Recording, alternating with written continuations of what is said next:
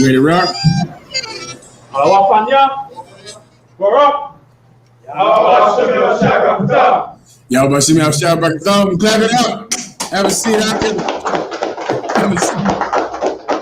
Have a seat. Let's get it on. Let's get it on, Nakia. We're here getting it tonight in Trinidad. Please have a seat, warriors.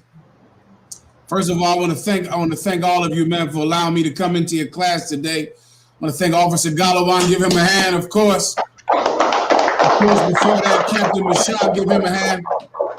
Let's get it on, all right? And you know what? Because of this special occasion of this class in Trinidad, I think I'm going to have a drink. Give that a hand. This is a good occasion. I'm here with the young warrior, Mahayaman. Give him a hand. Mahayaman, give me a short one if you don't mind, brother, with the tonic and the scotch. I appreciate it. Two separate cups, all right? Done. So, Wada, I'll answer all of your questions, all right? I'll answer your questions first. Of course, I want to go into every topic that's plaguing the minds of the people in Trinidad, man, the people that we are there to lead. And that's a very important concept I would like everyone to understand tonight, man. With all of the tragedy that Trinidad has been going through since it was colonized by the Spanish, the Dutch, the British, all of that tragedy, brother, was calling for you, right? It was calling for you. Tragedy calls out to heroes, man. And that's the point. And there have been many people through over time that have attempted to do your job in Trinidad. Many people that have attempted to do it. The Muslims, the gangs, the different governments of the world, the Christian church, and all types of different religious groups and organizations and Caribbean organizations, all of them attempting to do your job. And all of them failed. I appreciate it, warrior. All of them have failed. Because God has not given them the ability, the authority, or the love required to do it. To lead Trinidad, man. And so we'll go over that today. Also, the precept I need to rock it out with. Let me give it to you so you can hold it right here, right? We're going to need to go to Isaiah. Bear with me. We're going to need to go to Isaiah 42. And 13 on down.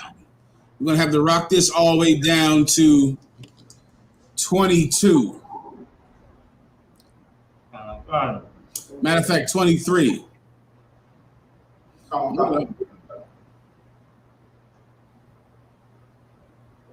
Yeah, man.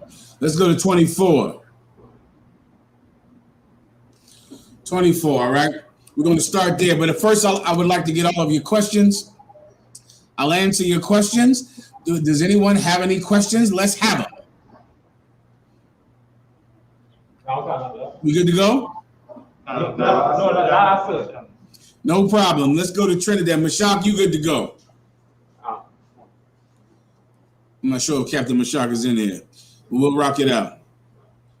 If anyone has any questions, you just raise your hand, okay? Even if it's off the topic, you let me know. This is an excellent opportunity, once again, for you to get a question answered that you might have been plaguing you, something you've been thinking about, all right? It's a good time to get it on, okay? I'm sorry, warrior, right up front. What's your question up? Right up front. I'm sorry, please, I can't hear you too well. Say that again. Shalom, warrior, what's your question? In the book of Haggai, sir, right? I wanted to know, could this be used in class, on the streets, showing the mindset of Israel of old has been the same mindset even today, sir? Okay, let's hear it. The book of Haggai, chapter 1 and verse 2. Thus speaketh the Lord of hosts, saying, this people say the time is not come, the time that the Lord's house shall be built. You gotta say that one more time. If you can't come up to the microphone to taste, all right? Right. You had the book of Haggai? Can answer. Okay, Haggai, well, you said 2? Chapter 1 and verse 2. Haggai 1 and 2, go ahead. Thus speaketh the Lord of hosts, saying, this people say, the time is not come, the time that the Lord's house should be built. Keep reading. Verse 3, then came the word of the Lord by Haggai, the prophet, saying, it is time for you to dwell in your sealed houses. Wait, is it, right? That's a question, right? Kan. Is it time for you to dwell in your sealed houses? And this is a perfect scripture rock for Trinidad. Give yourselves a hand, man. This scripture is most definitely a question. Now, to answer you, what was your specific question about this? Could this be used in class or on the street speaking, showing the mindset of Israel of old as the same mindset even today? Absolutely. Absolutely. Let's break it down for a second, all right? We started at verse 2, right? Okay, go ahead and verse 3. Yeah, read verse 2. Go ahead. Thus speaketh the Lord of hosts, saying, this people say, the time is not come. Like this people saying the time have not come. That people is speaking about the children of Israel, man. They say the time is not come, meaning it's not time. Every oppressed Black and Hispanic person is waiting for some special event before they'll rise up and love one another, before they'll rise up and give up sin, give up Christmas, give up pagan holidays, give up idols. Everyone is procrastinating when it comes time to serve the Lord. We're all waiting because none of us want to do it. So think of it like anything that you don't want to do. And because you don't want to do it, you're really waiting until the last possible moment that you have to do it before you do it. Our people want to be here in this oppression. We've fallen in love with it. What did the Most High God say? Is Israel a servant? Is he a home-born slave? We love slavery. The death and the destruction that all of us go through, that I know you know better than most people, being from your blocks, being from your neighborhood, being from, what is it, Lavendale or Lavendale? Is that the name of the neighborhood in Trinidad? Yeah, being from, say again? Yeah, being from Lavendale, the things that you've seen and the things that you've been through, you would think that people would run in the truth, run out of false religions, run out of hypocrisy, but they run deeper in it. They dig themselves deeper in it because oppression comforts you like a drug. Slavery is a comfort. Slavery makes you feel better. It makes you feel warm. It gives you a sense of security knowing that you have a master to look up to and you never have to save yourself. But to serve the God of Israel, brother, is to save yourself. Is to have to take God's authority in your own hands and decide that we are going to change so that God can help us. And no one wants to change, brother. No one wants to give up eating bush meat and filthy garbage because they've done it for so long. And yes, our people think exactly like this. They think they're waiting. They're waiting. They're waiting. Keep going. The time that the Lord's house should be built.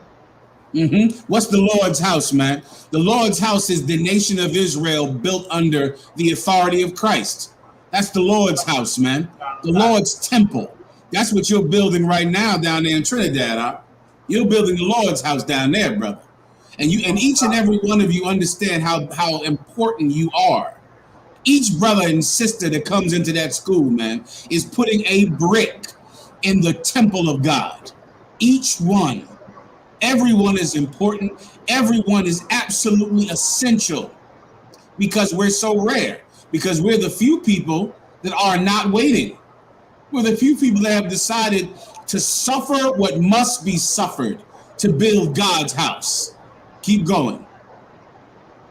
Verse 3, then came the word of the Lord by Haggai the prophet, saying, it is time for you, O ye, to dwell in your sealed houses. To dwell in your what houses? Sealed houses. In your what houses? Sealed houses. And that's a perfect precept for Trinidad.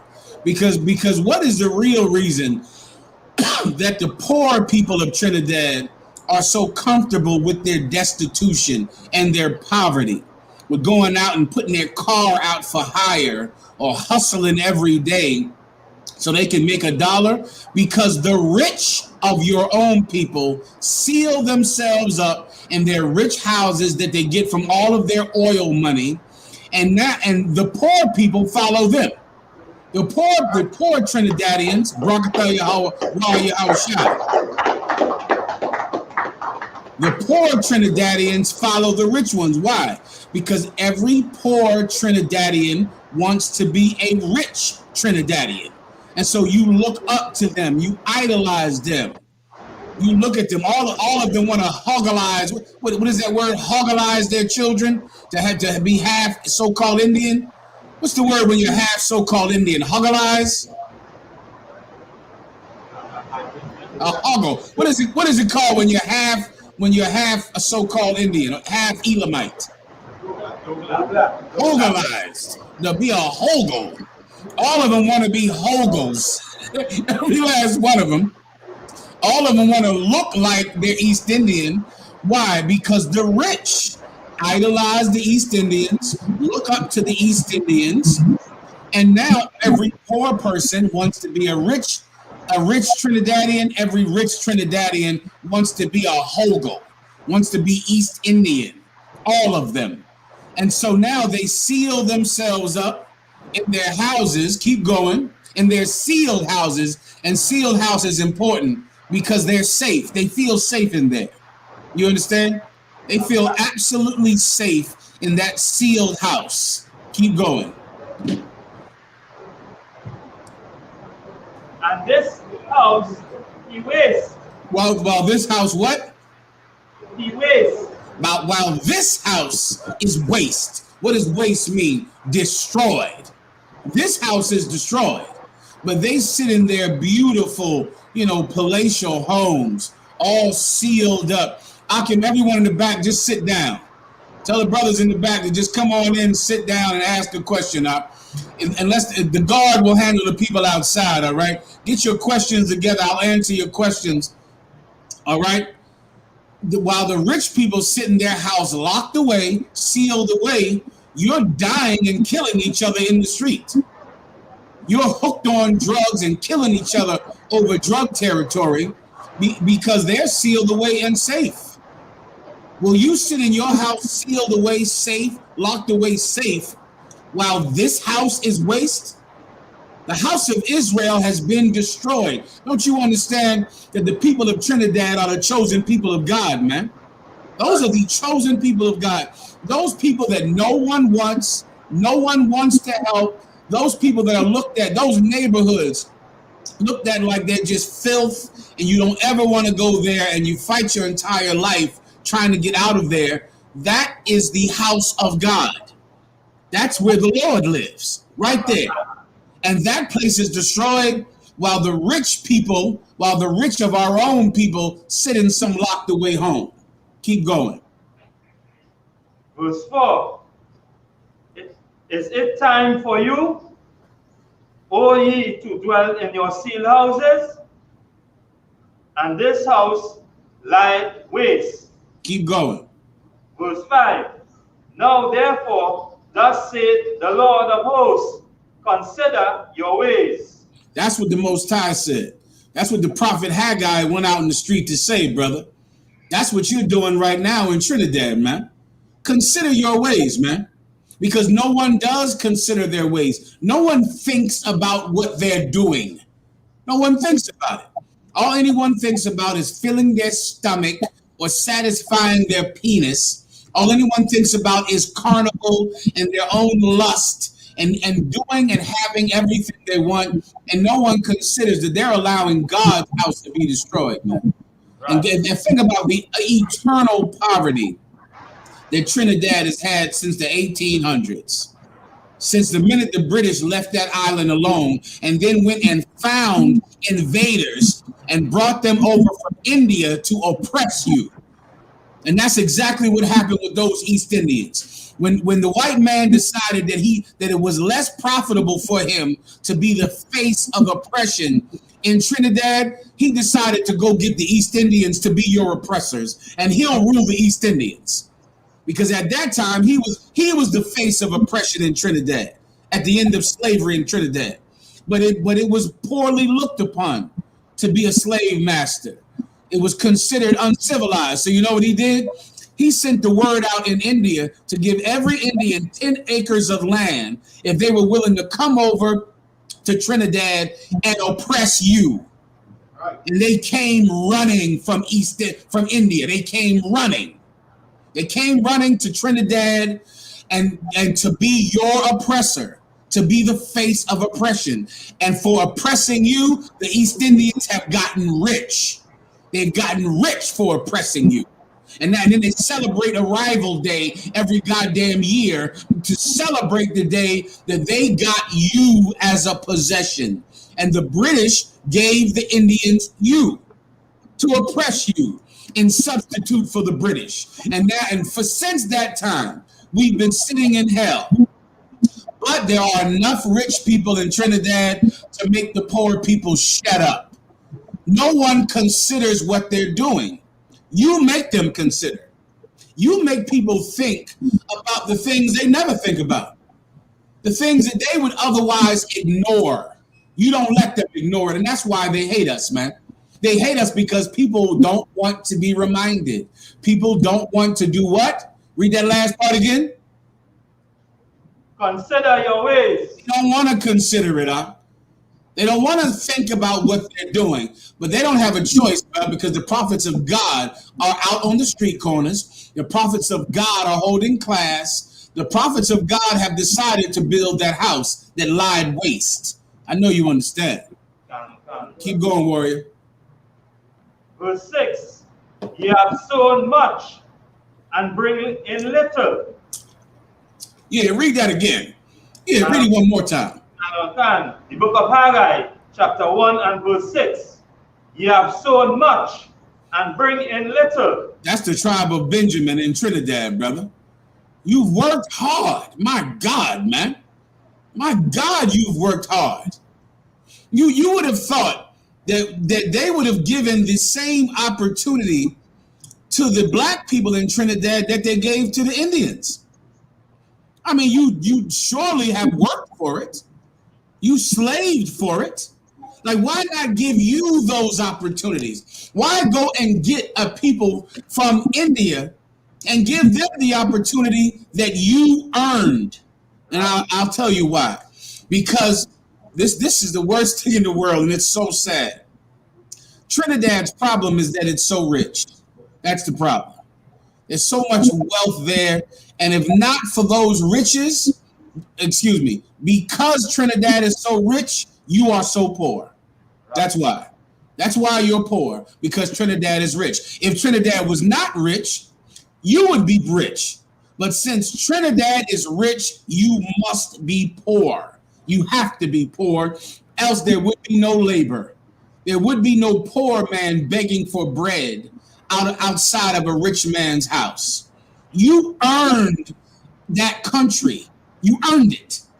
You earned everything there. You have sown much and reaped little. You have worked hard, and instead the East Indians are able to eat the fruits of your labor. Keep going. Ye eat, but ye eat, Salakia, ye eat, but ye have not enough. You eat, but you don't have enough. Is that not true for Trinidad? You starving and having to get, provisions, having to go get provisions from the government and yucca and banana to survive and rice to survive with all of your hard work. Think about your fathers, man. I can imagine how hard your brothers, your fathers and mothers worked over there. I can only imagine I can imagine what their hands must have looked like. Your mothers and your fathers, from working so hard, scrubbing and digging and planting and just with the hope of one day owning a little piece of land in their own country. That's all you ever wanted, just to own a little piece of land in your own country. And meanwhile, the time comes when you grow up and you decide you can't even afford that. You can't afford the thing that you worked and your mother and your father made their hands callous and bleed for, that you can't have it. You eat, but it's not enough. It's not enough. And now with the COVID-19, my God, with the COVID-19 virus, they're going to make sure that you starve. They're going to make sure that the only way you eat is if you come down to some office and get some box of provisions, and you're going to live off of those provisions. And every day you get them, you're going to thank the person that gave them to you. You're going to thank the government that gave it to you, instead of realizing that this is not enough. You work too hard to have so little. You work too hard to eat not enough. But meanwhile, there's a person in India eating all he wants. What do you call, what do the Benjamites call the East Indians in Trinidad?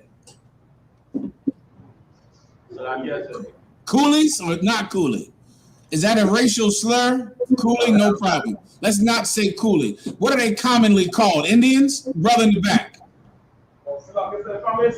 Like the rich ones, they call it Big Sawati. Sawapi? Big Sawati. Big Sawapi. Big Sawati. Big So. Look at them here on the damn screen. Like, that's them. Oh my God. Listen, they're having a ball over there. But let me tell you, but in a minute, I'm going to describe that God still shows his love for his people. That's what you're going to see right now.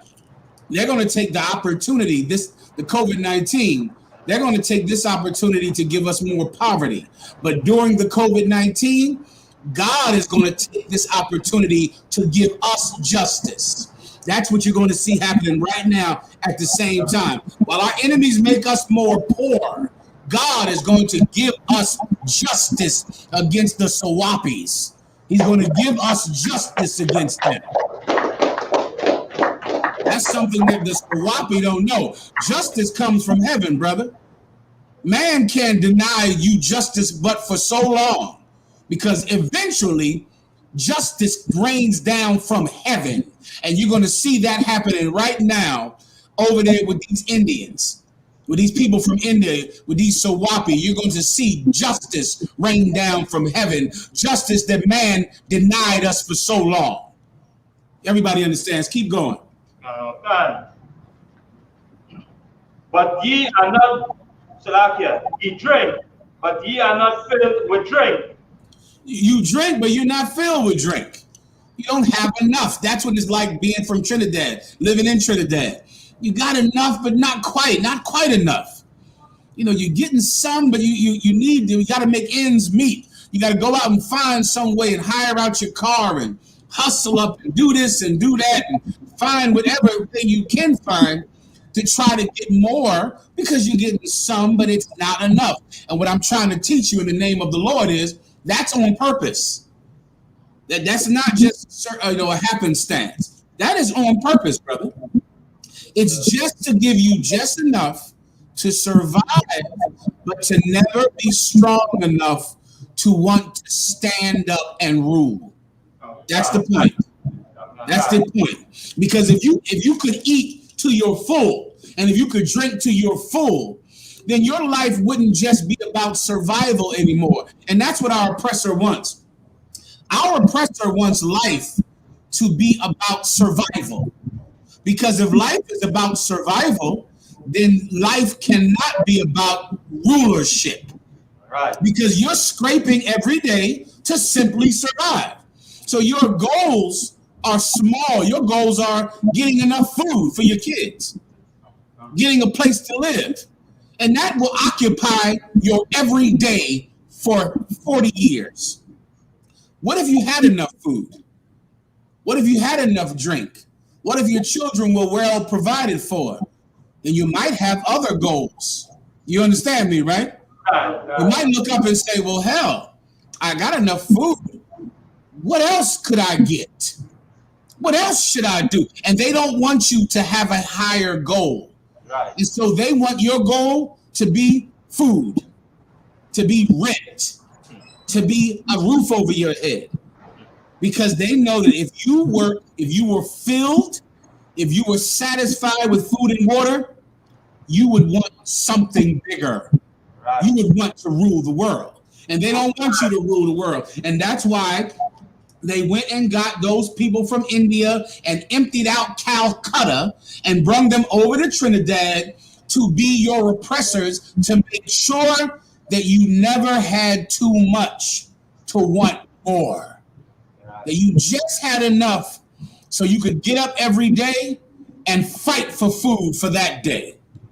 I'm telling you, your oppression is designed by your oppressor, and your oppressor being our universal oppressor, the oppressor of the earth, and he has went out and hired the East Indians to oppress you in person. So now we have just enough food to fight for more food tomorrow. Keep going. Ye clothe, ye, but there is none warm. You understand that? You get that out. I don't have to break that down. You live in that. You clothe, but you don't get warm enough. It's like a hunger that occupies your every day. And the minute it's satisfied, what happens? It just starts up again. And all that does is distract you. Hunger is a distraction from ending your hunger forever, which is to rule the world. That's it. Rule the world, which is what I'm trying not to give you the answer. There's a solution to all of this. There's a way to make sure that everyone's mind is on rulership, absolute domination of everything around you. There's a way to get that on everyone's mind, right? The way to get it off of their mind is hunger. Because when you're hungry, you can't think about anything else but trying to find something to eat. When you're thirsty, that's all you can think about. When you're homeless, all you can think about is getting a roof over your head, is getting out of the rain. But there's a solution to that. I'm not going to give it to you now. I'm going to keep on. I know the more brothers have questions. Okay, stand by. Let me just skip down. What verse are you at right now? Verse 6, sir. Okay, well, let me see. Yeah, this entire thing you can take down for this is good. We started off at 2. We're in 6 now. Yeah, so like yes, sir. Go ahead, Op. I wanted to ask like a question in 12 and all 2 now concerning. Okay, let me. Okay, all of this you can read down for Trinidad. All right. Now, what was your other question? The question in 12 is like a continuation of the whole entire chapter now. It's like and also can this be used to show that the I.S.U.P.K under Commanding General is irrelevant? Go ahead and read it. Answer. The book of Haggai, chapter 1 and verse 12. Then Zerubbabel, the son of Shealtiel, and Joshua, the son of Jehozadak, the high priest, with all the remnant of the people, obey the voice of the Lord their God, and the words of Haggai, the prophet of the Lord their God, had sent him, and the people did fear before the Lord. Absolutely. Give him a hand. Absolutely. Yeah. This is talking about Commanding General YAHANNA, the I.S.U.P.K, Galawan, and all of the warriors down there with him, brother. That's exactly what this is talking about, because that is the only solution to the problem in Trinidad. That's the only solution. There is no other one. And if you don't believe it, look through history. Winston Churchill said, the deeper you can look into history, the farther you can look into the future. And that devil was telling the truth, brother. Salakia, that oppressor was telling the truth, man. If you can look at the history of Trinidad, then you can see into the future. Everyone else has tried and they failed. But what the UPK is doing is we are trying something that has never been tried. What we are saying is that we're saying if blacks and Hispanics in Trinidad turn to the obedience of God, that God will change their condition and God will destroy their adversary. God will punish the people who have oppressed them. And if you don't know by now, it's happening right in front of your face. And let that be a warning to every heathen, every oppressor in Trinidad. The more you make us poor, the more God is going to kill you. The more you make us suffer, the more God is going to punish you, man. There's a price to pay. There's a price to pay for the abuse that you give the West Indians, brother. There's a price to pay for the abuse you give the blacks and Hispanics in Trinidad. There's a price to pay. And you East Indians are paying that price right now. If you love yourself and love your children, and you love your children, I would treat the black people in Trinidad a lot better. I would be kind to them. I would be generous to them. Because the God that sits in heaven is going to give you a direct punishment for the poverty you give black people in Trinidad. If you don't know about it, in a second, when you're struggling for air to breathe and there's no ventilator, you'll know that there's a price to pay for oppressing Trinidad. Yes, you can definitely use that precept out. Let me get another question, all right? Who else has a question? Go ahead, Warrior. Got one cancer. Police officer Makakova. Shalom, Warrior. Canon cancer. What I wanted to find out, right? In Second Chronicles, King Solomon had asked the Most High for wisdom, right, and for knowledge, and to rule over the people. I wanted to find out what the Solomon was really asking and why it moved the Most High, right? You know, to make the statements he made towards Solomon in terms of the way that he will bless him, and how that applies to priests in the I.S.U.P.K or that command in general. Absolutely, I completely understand your question. This is what Solomon, what the officer is referring to, is this: on the night right before Solomon's coronation as king over Israel, he went to pray to the Most High. Man, it was an extremely serious responsibility. Solomon was now getting what all of us are fighting to get right now. Solomon was getting to rule, man. He was getting to rule. It was his opportunity to rule. It had fallen to him to be Lord over God's house and the children of God. And he took the responsibility so seriously. It was an immense burden on his mind. Now, to your question, that's what every officer, when your head is anointed with oil, that burden you should feel. Because the moment that happens, your life becomes less important and the lives of the people that you are sent to serve become paramount. And Solomon felt the burden of leadership. And brother, it is heavy. It's a heavy thing. It's heavy. You spend your whole life thinking about you and your family. And now you have to think about their family, their wife. How are they going to eat? Not how am I going to eat, but how are they going to eat? Where are they going to live? How am I going to make sure they don't go to jail? And the burden of it is immense. Solomon was doing it for an entire country, man. A unified kingdom, 12 tribes under his command. And the burden was heavy, so he prayed to God for help. And this is what he sincerely wanted. He wanted wisdom, because wisdom is what you need if you're going to be a good ruler. Wisdom is what you need to be a good priest, to be a good officer. Because what is wisdom? Someone look that up, please. Look up the word wisdom.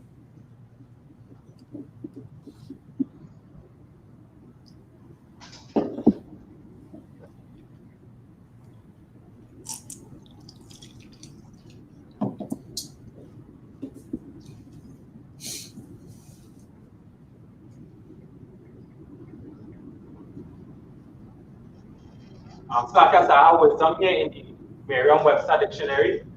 It says, first definition, wisdom is the ability to discern inequalities and relationship Next point, wisdom is good sense or judgment. That's what you need right there. That's it. Judgment. To be able to judge a matter, to be able to say, wait a minute, that's right and that's wrong. Wait a minute, let's do this, let's not do that. Let's go here, let's not go there. Judgment. Proper judgment. Because if you're in charge, then you are the judge. Then you're the one that decides what people do. And a fool takes that kind of burden like it's a small thing. A fool lets that burden puff him up and make him arrogant and proud. But a wise man goes, oh my God, I can't make a mistake. I can't fail. If I make a mistake, I ruin their life. If my judgment is poor, then I destroy that brother, that sister. And that burden, brother, is heavy on. And it applies to you. Now you determine what happens in other men's lives. And every one of you brothers should understand, and especially Galawan should understand. And not just Galawan, but every one of you under him should understand that burden. It's hard. It's hard. Like now when you're in charge, you can't let anybody starve. You can't let anyone go homeless. You can't let anyone get sick and not have help. Now you come from a poor family where you can barely take care of yourself. Now you have to take care of all of these people. How in the hell am I going to do it? I need wisdom. I need good judgment. I need to understand how to make the right choice for the preservation of my brothers. And that was a heavy burden on Solomon. So Solomon went to the Most High, brother, and he prayed for it. He prayed for wisdom. Someone pull it up for me real fast. You can read it out.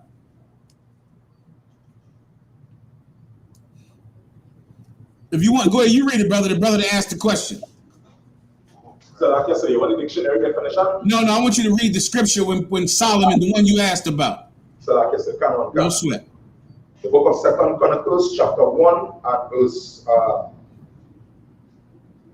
9. I read from verse 7, Salakia.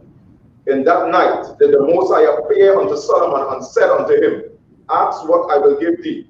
And Solomon said unto the Most High, thou shalt show great mercy unto David my father, and hast made me to reign in his stead. Verse 9, O Most High Power, let thy promise unto David my father be established, for thou hast made me king over a people like unto the dust of the earth in multitude. Verse 10, give me now wisdom and knowledge, that I may go out and come in before this people, for who can judge this thy people that is so great? You understand? He said, listen, you give me a people that's like dust. There's so many of them. Who can judge these people? This is a lot of people. What am I going to do with all these people? How am I going to make their lives better? How am I going to make sure they have a future? Lord, who could do this? No, meaning no one could do the job that you're asking me to do. No one could do the job that God is asking you to do. You understand? God. There's a job that Commanding General YAHANNA under Yahawashi Christ wants you to do. Now, who could do it? It's too impossible. You're living in a country you can't even go outside at night. Yet, Commanding General YAHANNA is asking you to rule that country, to rule it. And what do you need to rule it? Abu Bakr thought he needed guns. And he thought he needed, weapons. He thought he needed to control the government and to kill people. The Spanish thought they needed military rule. The British thought they needed, a hard bondage. When in actuality, the thing that you actually need to rule is wisdom. And that's what none of your oppressors have ever had. Wisdom. They haven't even cared enough to request it from God. They haven't even cared enough. You need wisdom because the I.S.U.P.K in Trinidad, you are there to rule that country. That's why you're there. You're there to be there's a time coming when people are not going to eat unless you feed them. People are not going to have a place to live unless you provide it. People are going to get shot and die without being under the umbrella of your protection. That is going to happen. And you better get ready. Now, how do you get ready? You pray for wisdom, just like Solomon did. Solomon asked for wisdom, judgment, man. I need to know how to make decisions. Do you understand? I need to know how to make decisions. How do I make decisions? Please, Lord, help me, Yahweh. Help me make good decisions. That's what Solomon wanted. That's what he needed. That's what you need. You need that. Keep going. Verse 11. And the Most High said unto Solomon, because this was in thine heart, and thou hast not asked riches, wealth, or honor. Now stop right there. Stop right there, Rob. You asked me earlier, what did he really want? He really wanted what? I'm asking you, what did Solomon really want? So like I said, to no judgment, sir. Say again? To no judgment. Well, to be specific, he really wanted wisdom. Can. It was in his heart. Can. You understand? It was sincere. Solomon wasn't playing a game with God. Solomon wanted wisdom. He didn't want anything else. He wanted wisdom. And God, knowing his heart, knew he was sincere. God knew that that's really what he wanted. He really wanted wisdom. Keep going. Now remember, by asking for wisdom, God said, listen, I'll grant you anything you want. Anything. And when sitting down and deciding, what is the one thing I want? And if I say it, God will give it to me. He did not ask for wealth or gold or riches. He didn't ask for what the government would ask for in Trinidad, what the prime minister would ask for, what the political parties, the PNM or the PMN or whatever the hell they are. He didn't ask for what they would ask for. He asked for wisdom because he knew from his father David what it was really like to be in charge and what you actually need to be a successful ruler. You need wisdom. And he asked for that. Instead of asking for all of the things that a carnal man would have asked for, like riches, wealth, the lives of his enemies, he didn't ask for that because he didn't want it. He wanted wisdom. Keep going. Can. Neither yet had asked long life, but had asked wisdom and knowledge. He didn't even ask to live a long time. He didn't ask for long life. He asked for what? Can. For wisdom and knowledge. He asked for what? For wisdom and knowledge. He asked for what? For wisdom and knowledge. Because that's what you need to be king. That's what you need. And all of your leaders have failed.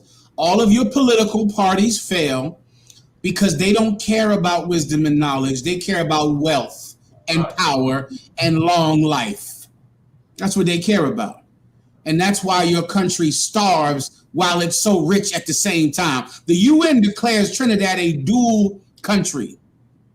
A dual country means it is an extremely wealthy country and an extremely poor country at the same time.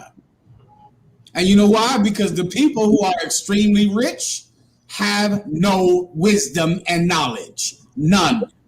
And they're the ones who you go to for help. When you go to them for food and charity, but you can't get anything from them enough because the one thing you need, they don't have to give, and that's wisdom. Solomon asked for wisdom, brother. That's why we have a school and not a church. That's why there's no, tambourines and guitars in there. Because this is a school. Because schools are where you learn what? What do you learn in school?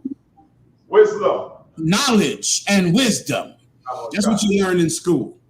That's why we have schools in the UPK under Commanding General YAHANNA. Keep going. Okay. Wisdom and knowledge for thyself, that thou mayest judge my people, over whom I have made thee king. Everybody understands that. Yeah, brother, this directly applies to us. as you're sitting in that room, you better be in there to get the one thing you need to rule Trinidad, and that's wisdom and knowledge, brother. You have got to be able to make good decisions, to choose right from wrong, to know the end result of a matter before the matter ends, before the end. And you need wisdom for that. And with that wisdom, you will solve the problems of Trinidad. You'll solve the problems in sea lots. You'll solve those problems. You'll solve their problems. Problems that men so affluent, so rich, and so powerful were ill-equipped to solve. But you will solve them because you will have wisdom and knowledge, and that you must have to rule. That you must have to be a priest. That you must have to be an officer in the UPK. Keep going. Verse 12. Wisdom and knowledge is granted unto thee. The Lord granted his request. He received wisdom and knowledge, and Solomon was the wisest man on the planet Earth. So wise that that heathen queen, who was rich beyond belief, came to Solomon for help. Came to him, why? Because although she was rich, she could not fix the problems of her people. The Queen of Sheba, who was what you would call Yemen today, she could not fix her problems that her underclass had in her country. She couldn't fix them. Though she was rich, she couldn't make good decisions. And she saw that this king, the king of Israel, he made excellent decisions. And she traveled from across the world to come and learn from him. Because with all of her wealth, her country was absolutely destitute and suffering, and the people displeased with her rulership. And she went to Solomon to learn how it's done, to learn how it's done. Why? Because the Lord granted Solomon's request. Solomon could make decisions, brother. You better learn to make them too. You better pray. If you sitting in that class thinking that this is some church that you can just come to, learn about the Bible, and dress like a gangster, you are sadly mistaken. That's not what this is. This is where we breed the future rulers of Trinidad. We're breeding you right now. We're raising you up for a job, for a position that you're training for right now. I used to be you. I used to sit in a class as an officer of 50 and just sit there and learn and learn and learn, thinking that, I just like to learn. I just wanted to know these things, never realizing that I was being trained for something. Well, I'm telling you, you're being trained to rule Trinidad. You're being trained. There's going to be a line of people around that block coming to you for food, coming to you for help. You're going to solve disputes. There's going to come a time when there's going to be gang members who are going to want to kill each other. And they're going to come to you to judge their dispute so that you can decide who should get what, who should have what, who's doing what's right, who's doing what's wrong. People are going to come to you because they know that if they're with you, they won't die. And their enemy won't kill them if they rock that shield of David around their neck and that headband on their head and those fringes down their leg. They'll know that they won't die, that the people who want to kill them will leave them alone. Because the way they dress will say that they're one West. And if they're one West, they're not sinners. They're not evildoers. And we can't harm them because they're under the protection of the one true living God, Yahweh. That is going to happen in Trinidad. Here's what you better know. You ain't ready for it yet. You're not there. If you still have silly disputes in your mind, if you're still in there arguing with each other, hating one another, arguing over petty garbage, then you're not ready to rule the world. And that's why you don't have the job yet. But you better get there because the job is coming. And either you will be a good leader or you'll be a bad one. You'll be a good ruler of Trinidad or you'll be another terrible, failed leader in Trinidad. You better decide. Keep going. And I will give thee riches and wealth and honor, such as none of the kings have had that have been before thee, neither shall there any after thee have the like. Do you understand what that means? Solomon in his heart only wanted wisdom. He didn't want wealth. And because he only wanted wisdom, he got wisdom and wealth and power. This is something that the rich class of Trinidad doesn't understand. They fight and kill and political parties over getting money and wealth and power, never understanding that the real path to wealth is to sincerely not want it at all. That's the real path. But it has to be sincere. It has to be sincere. While they fight and fight over getting every penny that they can from the oil industry and from the different companies that come into Trinidad, they're going to not get the money that they want. They're going to suffer and they're going to hurt. And in a minute, they'll be gone. They'll be gone and there'll be someone else in charge of Trinidad. One day, the minute that you decide that there is one thing that's important in life to be a ruler, and that's wisdom and knowledge, you will get that wisdom and you will also get the ruling seat in Trinidad. You will also rule that island. You understand? Was that it out? Next question. Come on, brother, in the back. The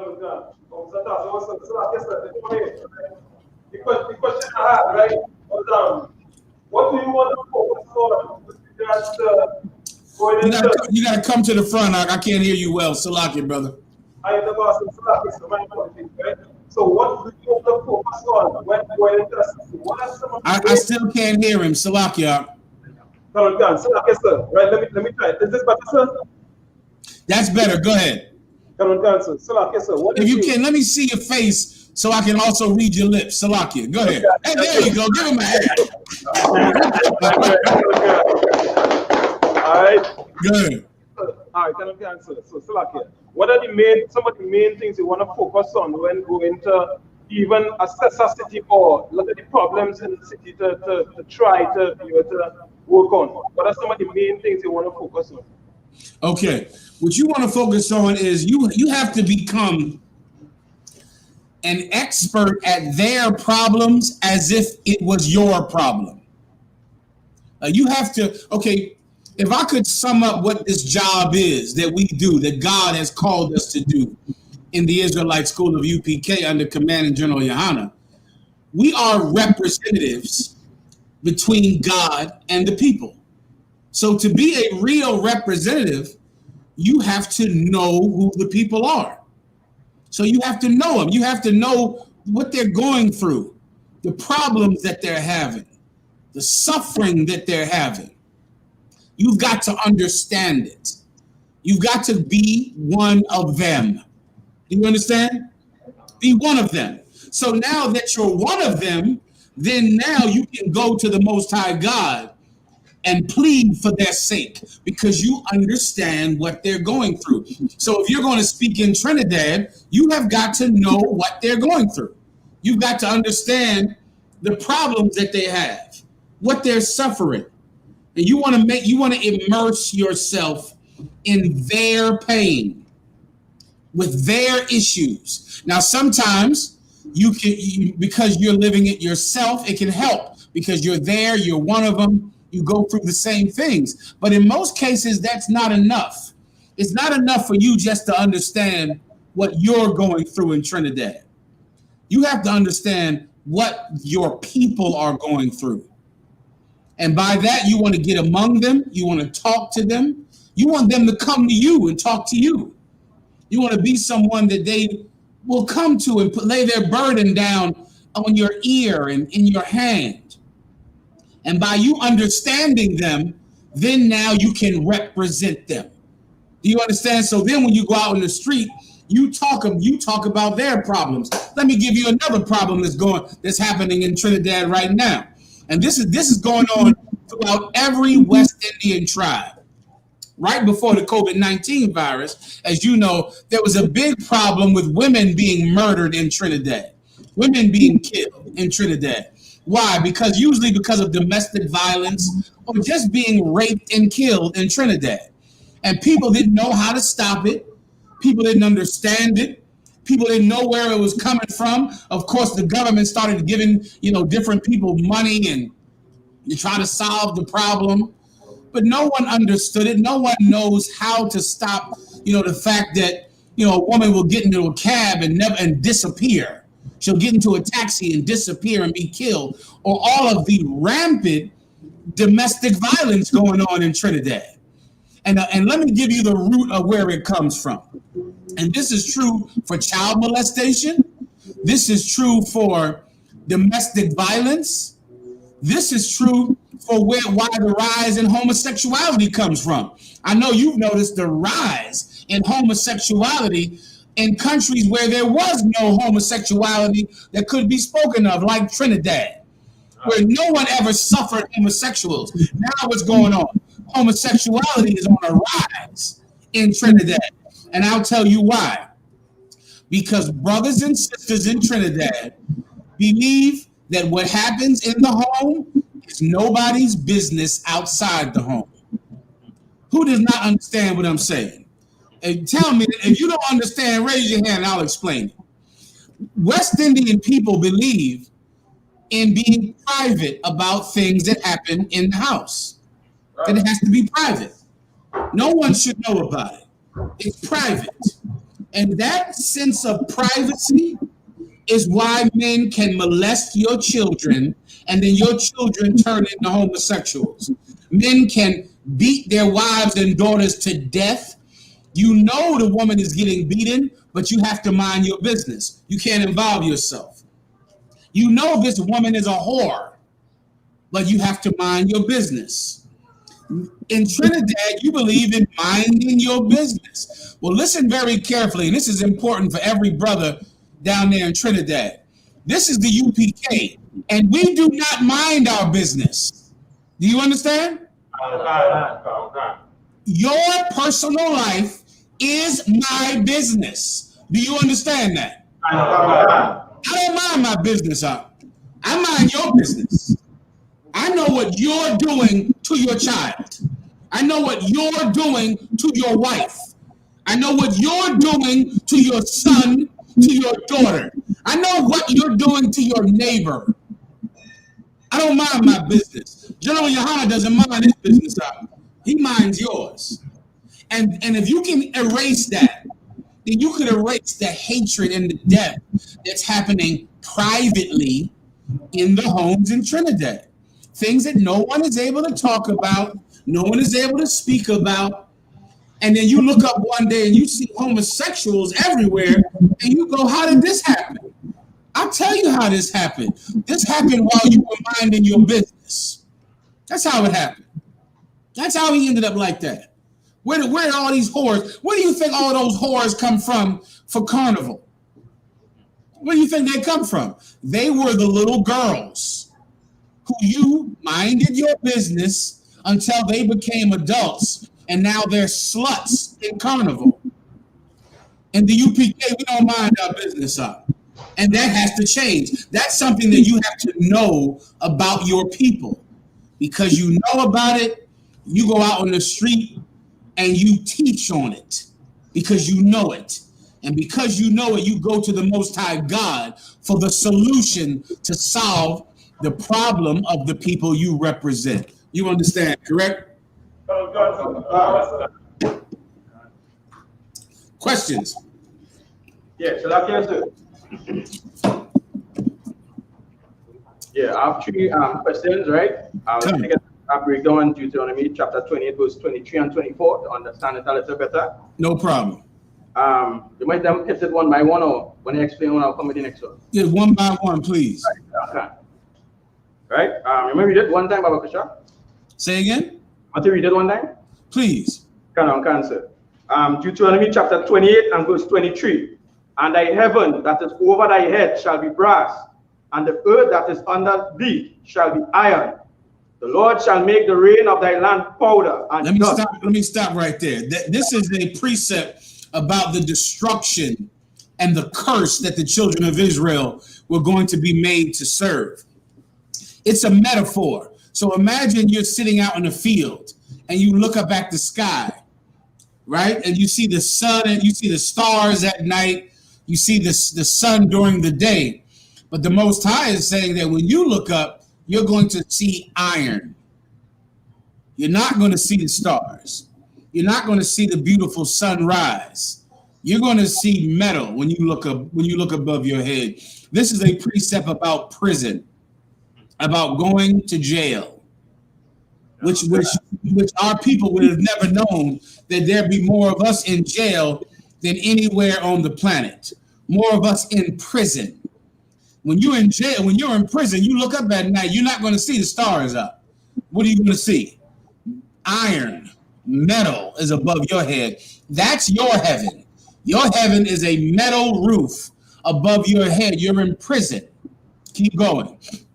And the earth under that is under thee shall be iron.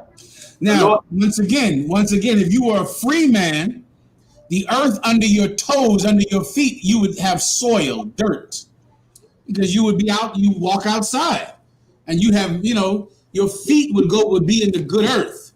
But when you're in prison, what's under your feet? Iron.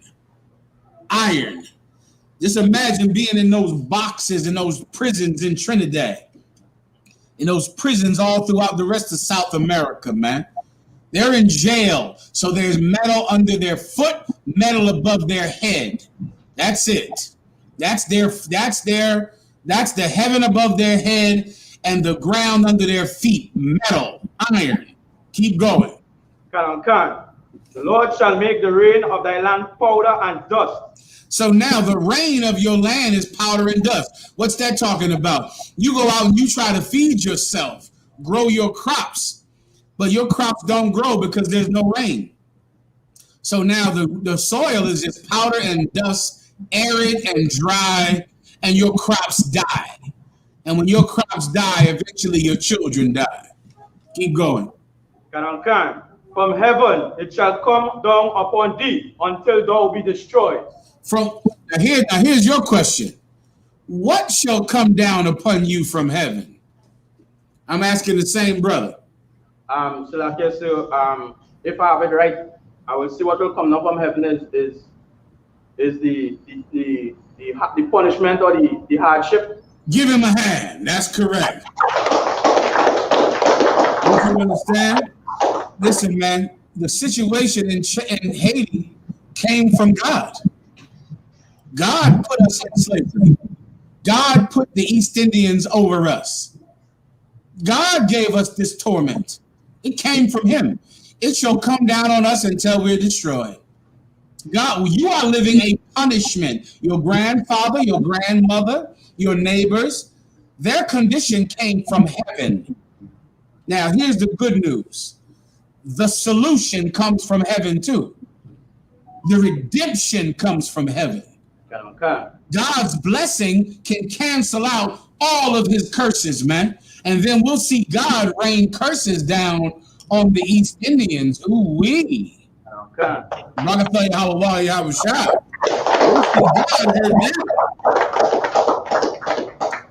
See me one more time, Corey. The water.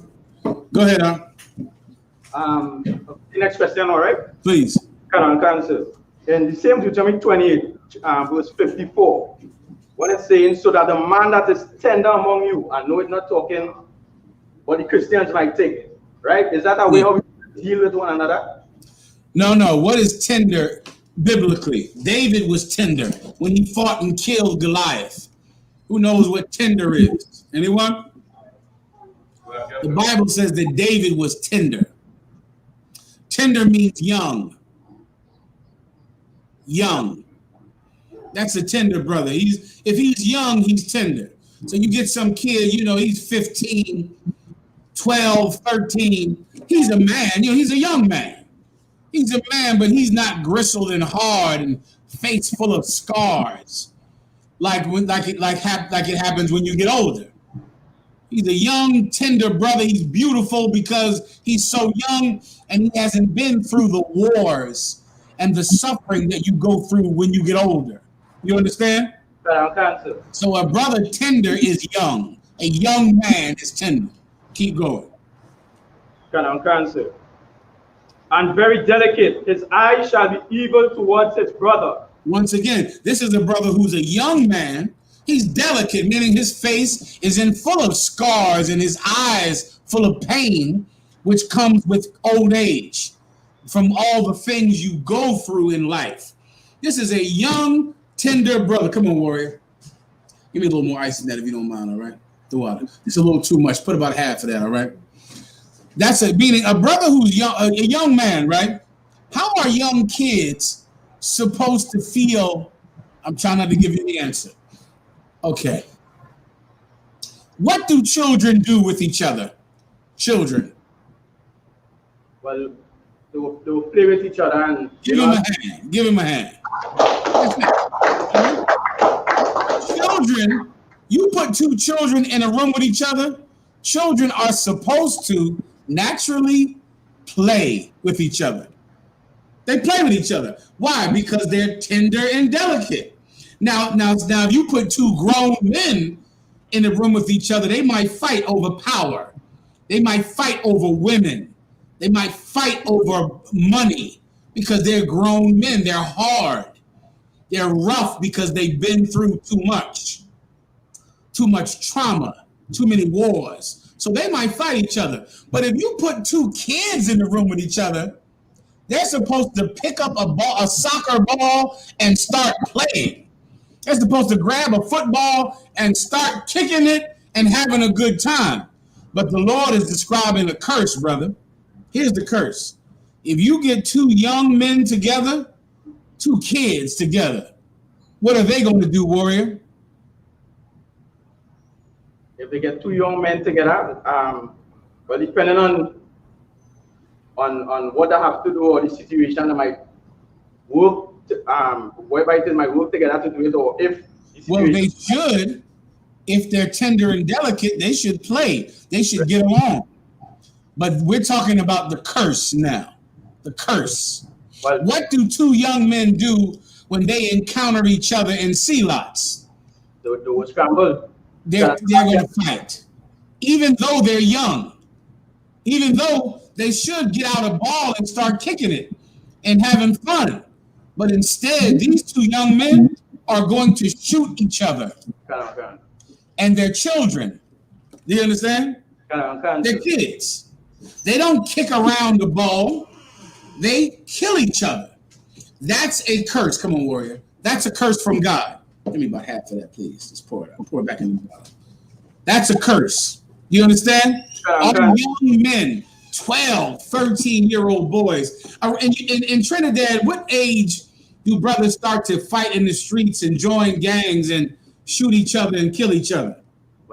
So like I said, well, depending on the different areas, that will start from as young as 9, 10. Then you know how to represent your people.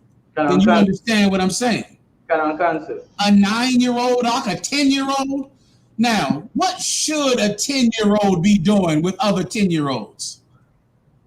Well, again, as I was saying before, bear with me a little bit. Go ahead. Let me see, it have things in the community to do. Right? That's during our reference.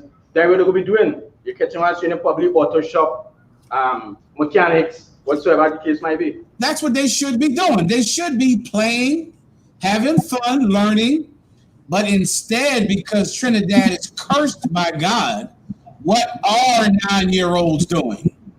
Well, so like I said again on the block, you understand that wrong people are not giving them the right direction. That's a curse from God. That comes from heaven. Heaven has 9-year-olds who should be learning a trade or playing. Heaven has 9-year-olds killing each other. You understand now? That's a curse from God.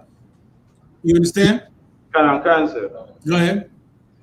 And towards the wife of his bosom. Here you go. You know that in Trinidad, right? The wife of your bosom is your heart. This woman that's in your heart Instead of you being able to love her and kiss her, she's your enemy. She's going to try to kill you, or you're going to try to kill her. And the people that see it will do what? People that see it will do the same thing. Wait, show me that you've been in class all day. Your wife will try to kill you, or you will try to kill her, even though she's the wife of your bosom. She's the one you should be loving. Instead, she tries to kill you, or you try to kill her. But now, what will the people who see it, what will they do? Just show me that you've been in class today. Well, the people that seeing, right, from what I gather so far, there could be the only.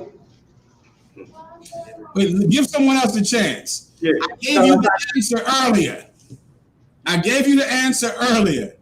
The people that see it, half of that. Yeah, please, you talk up. Two fingers up on the glass and fill it right to there. The people that see it will do what? Officer up front. Mind your business, sir. Give him a hand. They'll mind their business. Yeah, they won't say a thing about it. They won't step in and tell and let you two know what you should do, so you can stop embarrassing this entire neighborhood. So you can stop bringing the police around here every day because of your garbage. They won't get involved. They'll mind their business.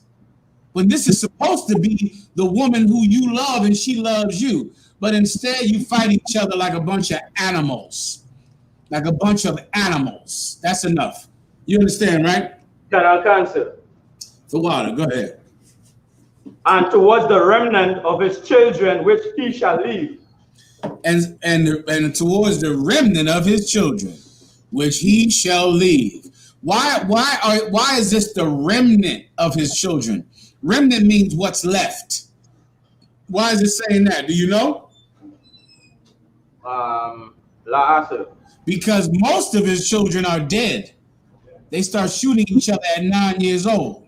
So the rest of his kids are dead. And the ones that are not dead, he's going to what? Leave. Right. He's going to leave them. You understand? That's a curse from God. That's a curse from heaven. You understand? All right. Was that it up? Just one more thing, like one on a more personal level, but I wanted to find out, right? In our nation, when like you get a Hebrew name, right? You know, you get rid of your old slave name, you have the Hebrew name. Does it have a storyline behind it, or is it just that is, you know, like the spirit that the Most High wanted to have, or how he wanted to be? Yeah, every one of your names, this is the name that God calls you. The name you had when you were a baby, that was the name of that person that your mother and your father created. And so because they created you, they named you. But when you come into the truth, you are the new man that God has created. And that man gets a name from God. Do you understand? Understood. That name is the name that God calls you. The new you. Not the you that you were before. You're recreated. You're born again. And that brand new man gets his name. Do you understand? Answer. Anything else? No, you only say I wanted to I was telling you just the storyline behind it. They have a storyline behind it. They always have a story. What's your name? My name is Mahayaman, right? It means raider or raiding army. I remember you, and I remember giving you your name when Captain I.S.U.P.K. Every one of your name. Hold on 1 second. Give me 1 second, Warrior. I'm on the class. All right. No sweat. Every one of your names has a story. Every last one of you, and that name was chosen for you because that is who you are. That's who you are. You were carefully watched before you got that name. And everybody thought about you and prayed about you. There were councils that I had with Captain I.S.U.P.K. and Galawan about you. And I remember because I said, God damn, that's a good name. Raider is a good name. I remember thinking to myself, that is an excellent name. Raider. And we went into what a raider means. We thought about it, what it means for you. It is who you are. And when it comes to a Hebrew name, it's one of two things, right? It's either who you are right now or who you must become. You understand?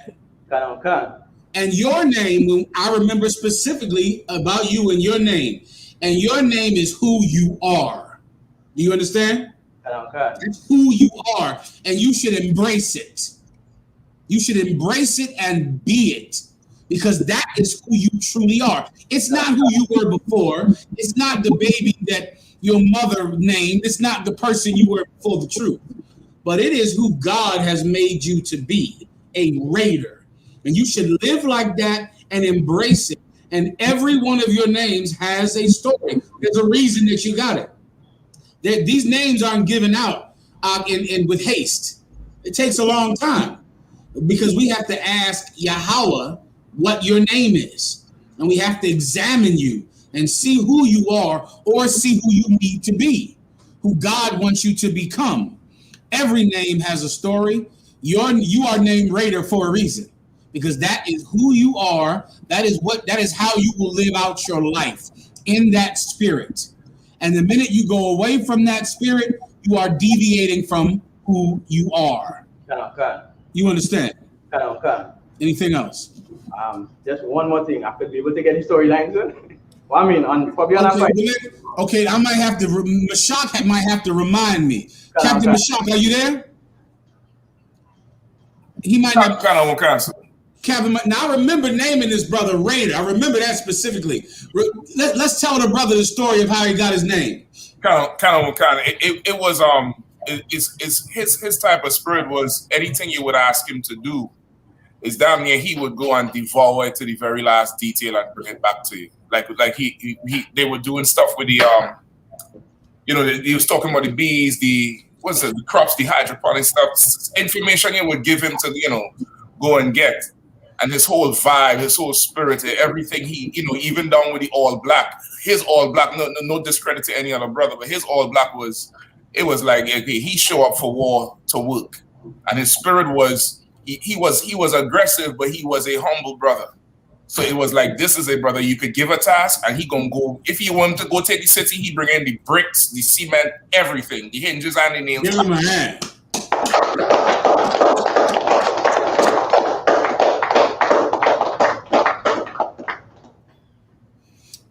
Continue, Mashak. So that was it. It's just on how what Officer Galawan would tell me about him, how he's always there.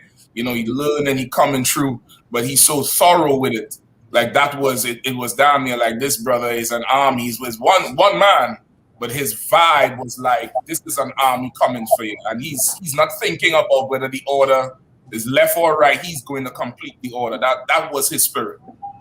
You understand? Did you look up? You have a Webster's dictionary? Look up the word raider.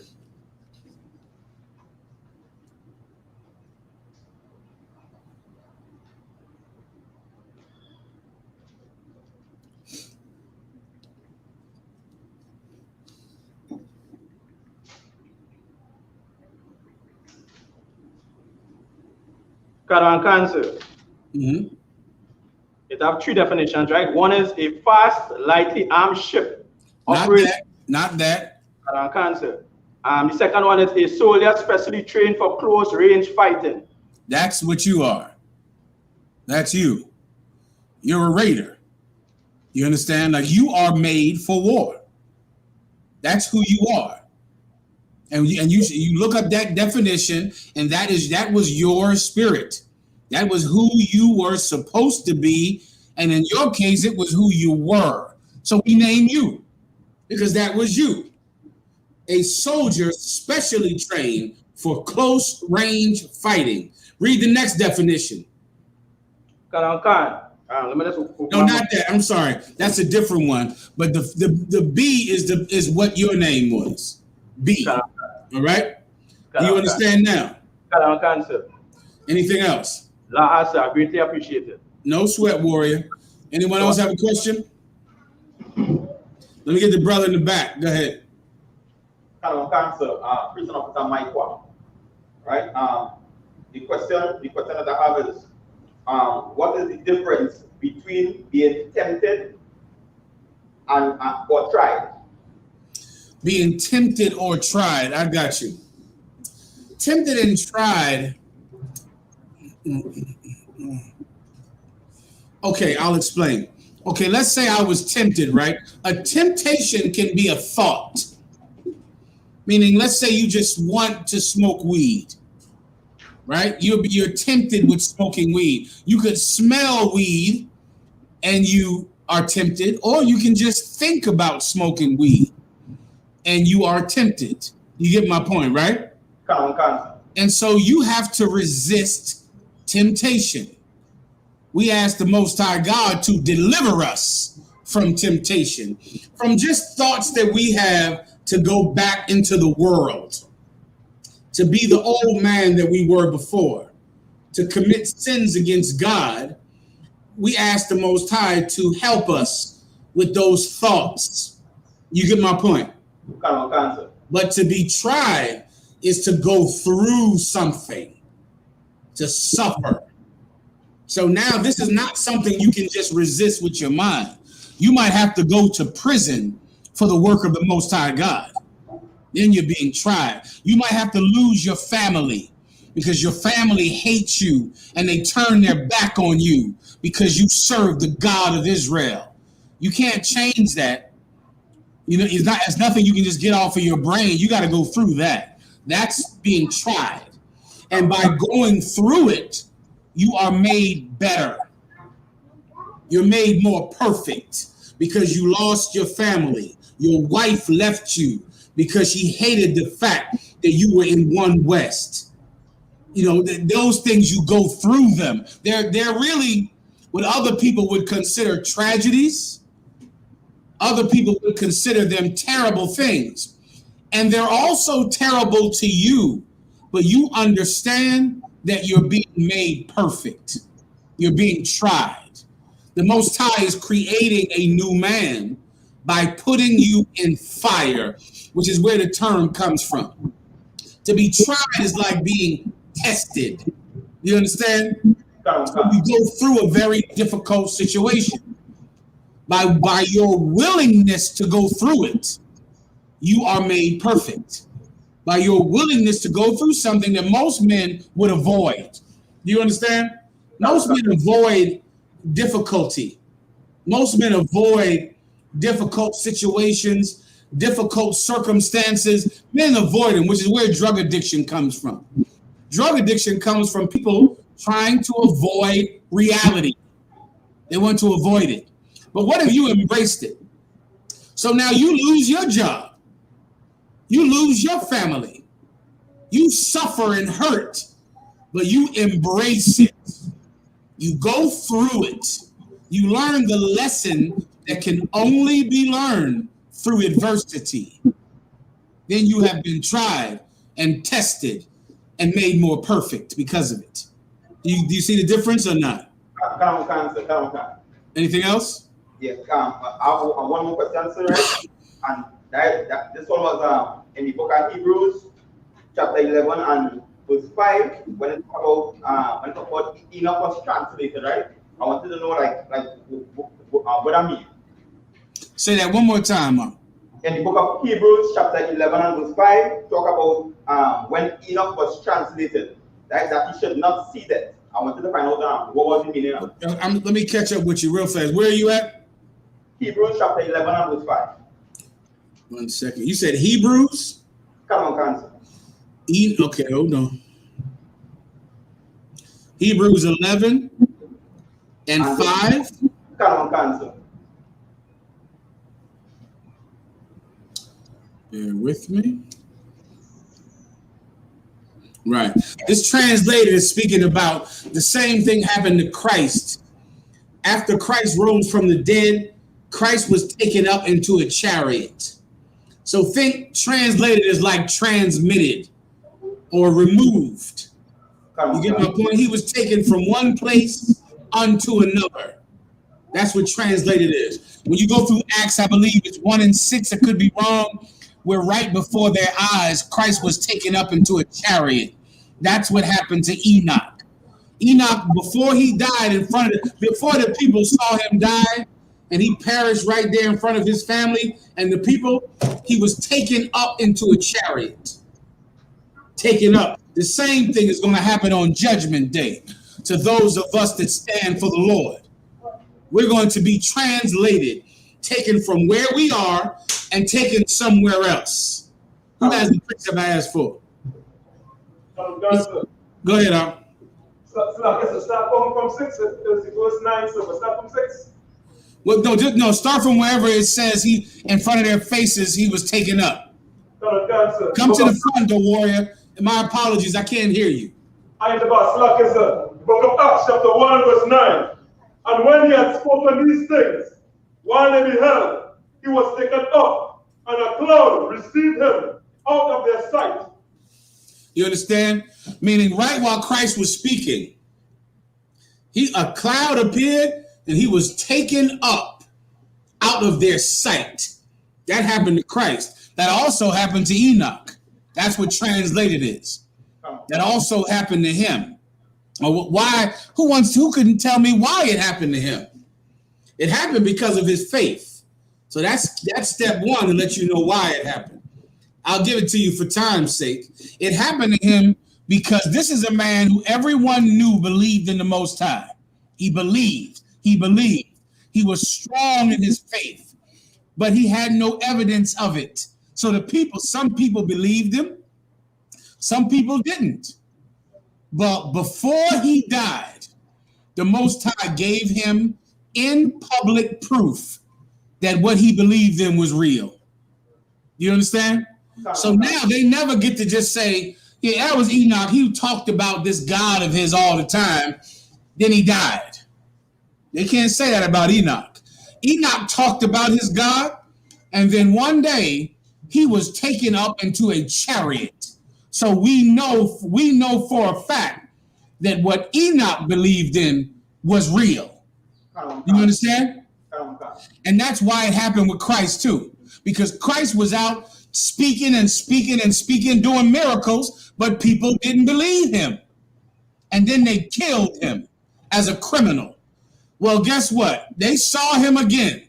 And then they saw him get taken up into the sky, which let everyone there watching know what? That everything he was talking about was true. You understand?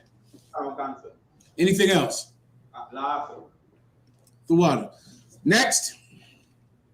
Yeah. Go ahead, Doc. Come on up front, warrior. Let's see you. What's your name? Officer Barriat, sir. Shalom, warrior. Go ahead. What can I do for you?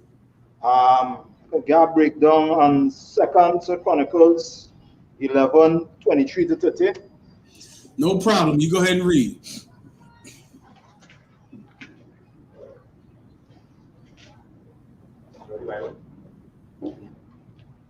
Do sisters come to your class, Galawan? Can't answer. Most of the active drift must come sometime. And the sisters knew they were allowed to come today, correct? Yeah, can't answer. Most High in Christ. All right, go ahead. The book of 2 Corinthians, verse 23. And they ministers of Christ, I speak as a fool.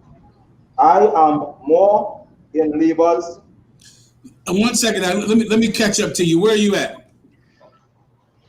2 Corinthians 11 and verse 23. 2 Corinthians 11 and 23. Okay, let's go. Are they ministers of Christ? I speak as a fool. I am more in labors, more abundant in stripes, above measure, in prisons more frequent, in death oft. I think I have you. I think I got what you're trying to say. Is there a specific question about this you're asking? I just wanted to break down to get a better understanding of the answer. No problem. Let me sum it up for you, okay? This is when Paul, at that time, they were questioning Paul's authority on whether or not he should have the power that he had. And there were other people in the truth that they believed had more basis of authority than him because of who he was in the world. Paul, when he was in the world, was one of the men who was present and assisted when the disciple Stephen was killed. Are you familiar with what I'm talking about? Stephen was a brother that was in the truth. He learned from the 12 disciples. And Stephen went out on the street one day and he was murdered by the Pharisee. And Paul was one of them. The Apostle Paul held their coats as they stoned and killed Stephen. But then Paul, who that time his name was Saul, but then he came in the truth. And he repented for what he did in the world. Right? And then he began to work hard to be a legend, to be absolutely a champion of the work of Christ. And there's no one who's better than him at being someone who gathered together the lost sheep of the house of Israel. But at that time, no one would respect him because of what he did in the world. Do you understand? Because they looked at him like he was a what? Who knows? They looked at him like he was just a what? Sinner, sir? As a murderer, a sinner. That's correct. So now what he's trying to say is, am I not a disciple of Christ? Look at what I've done. I suffer. I go through. So read now with that understanding, read your precept. Well, I'm sorry. Read 24. 21. 21. I speak as concerning. No, read 20. Read 20. Go ahead. No, read 19. Salakia. 19. For ye suffer fools gladly. Let me tell you something. This is what Paul is saying. When some man is a fool, you accept him. Now, you don't question him or question his authority, but you question mine. But some idiot, you're willing to follow him. So why won't you follow me? But you'll follow some fool gladly. Keep going. Seeing ye yourselves are wise. Seeing that you're wise, meaning you're so smart, you're so wise, but you suffer a fool gladly. Keep going. For ye suffer if a man bring you into bondage. If a man devour you, if a man take of you.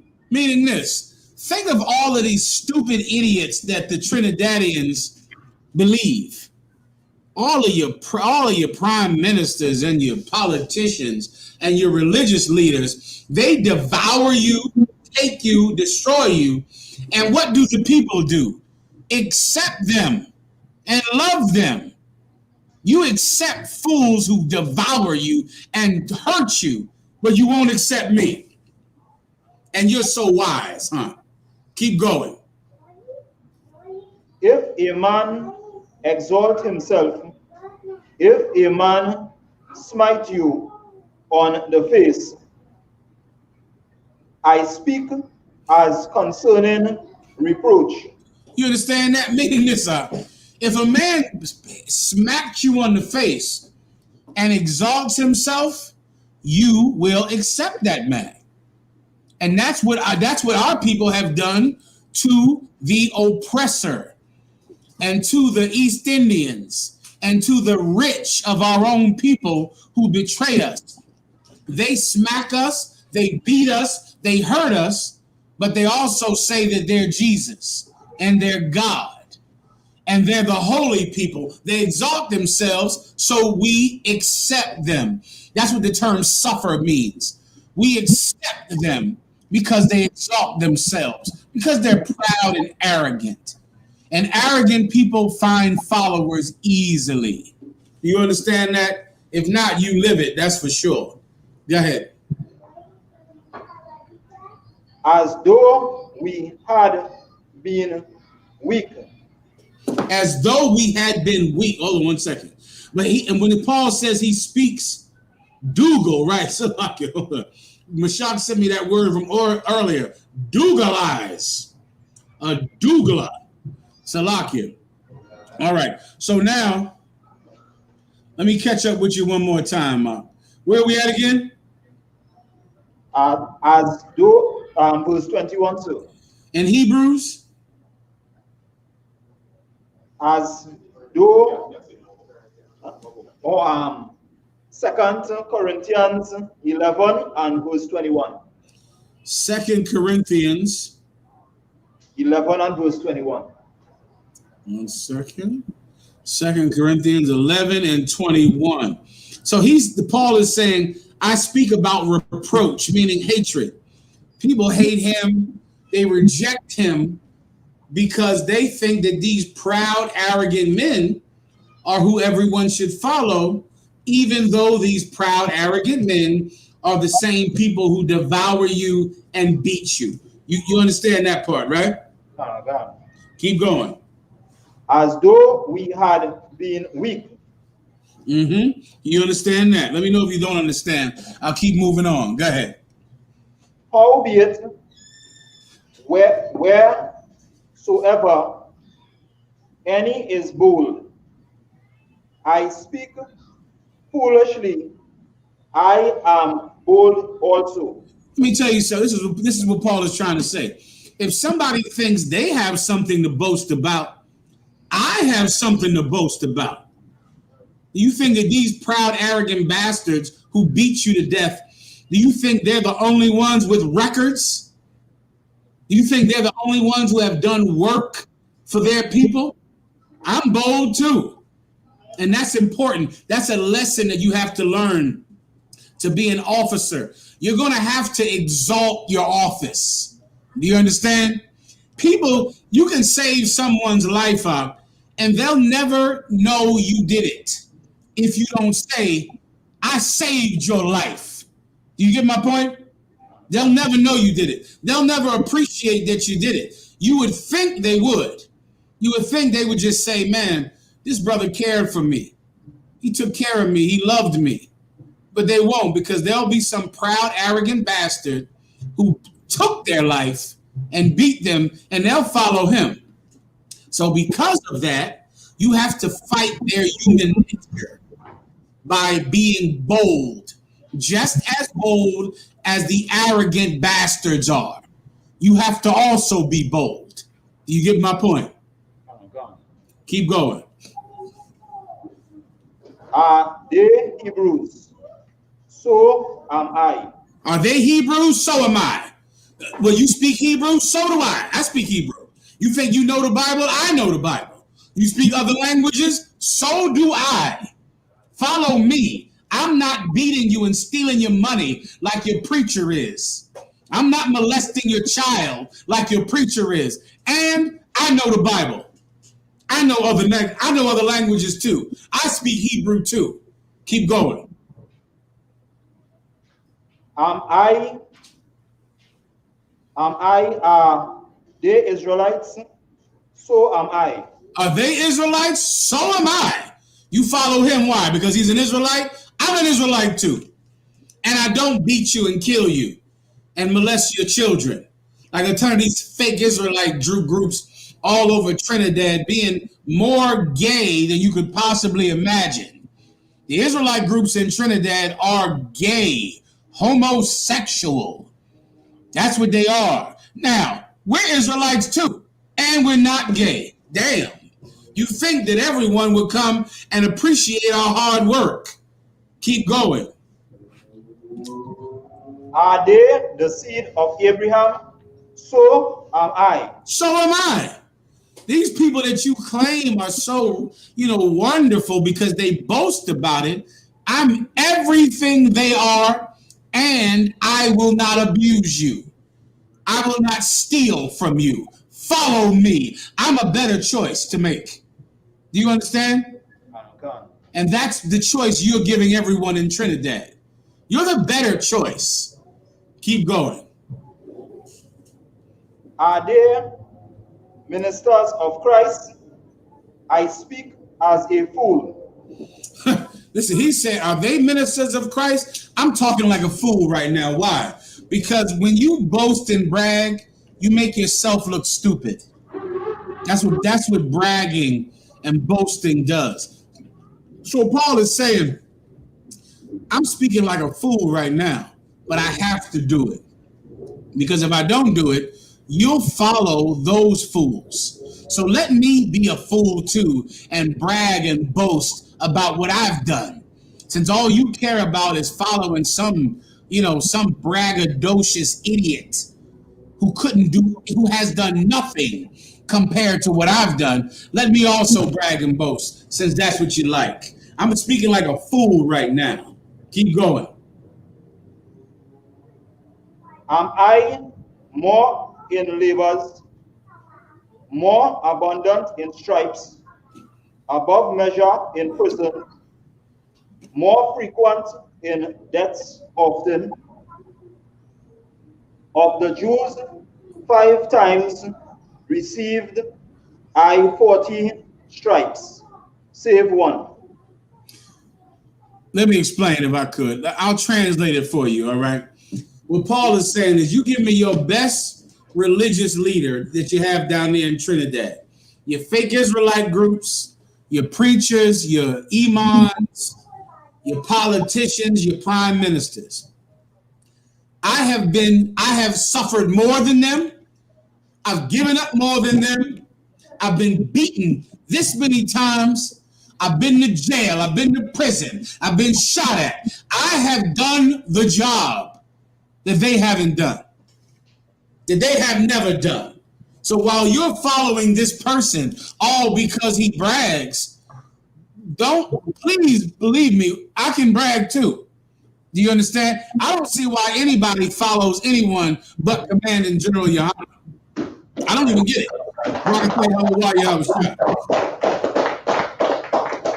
I don't even understand it. I, for years, have tried to understand why would you, to where the conclusion I come up with is that they just have never heard of Commanding General YAHANNA. They don't know who he is. Because anyone who knows who he is would choose him over what? Farrakhan? Over who is somebody popular in Trinidad that the people believe and follow? Give me a name. Huh? Abu Bakr. Why in the hell would you choose Abu Bakr over Commander General YAHANNA? Right. It doesn't even make sense.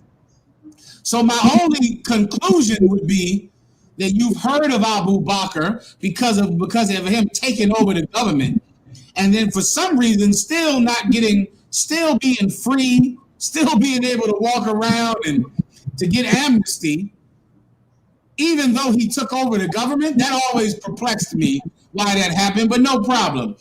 Commander General YAHANNA has never murdered anyone, has never hurt you, has never sold drugs to you, has never harmed you, and he knows Hebrew, and he's an Israelite, and he's the seed of Abraham, and he actually has suffered for you. He has not hurt someone.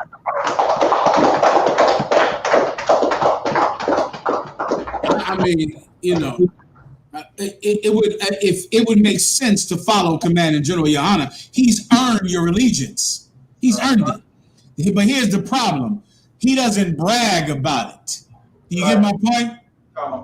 He don't brag about it. So I'll do it. I'll brag for him. I'll brag about Commander General YAHANNA. I'll do it. Abu can brag about himself.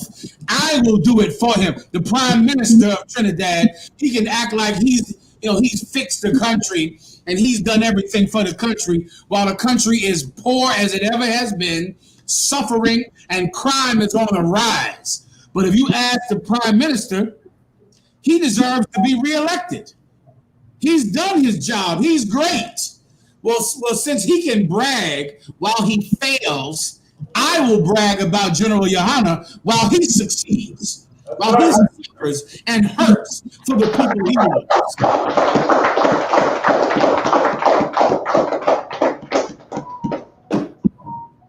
Go ahead. I think you get the point. You get the point now or not? Come on. I get the point, sir. Anything else? One other question also. Recently, I met a old friend of mine who I used to go to school with when I was in junior sec. So basically, they'll come up by McQueen. You get to find out how they'll come up there. And he come up by McQueen and he was relating with me, what transpired with him. Basically, he have 3 brothers, 2 in the police service, 1 in the army. And they put him out. Well, he got stroke, they put him out. He basically living in an abandoned house. How he survive? He working for like a gang. He will watch the stuff and thing like that, and they'll give him little money, little groceries and thing.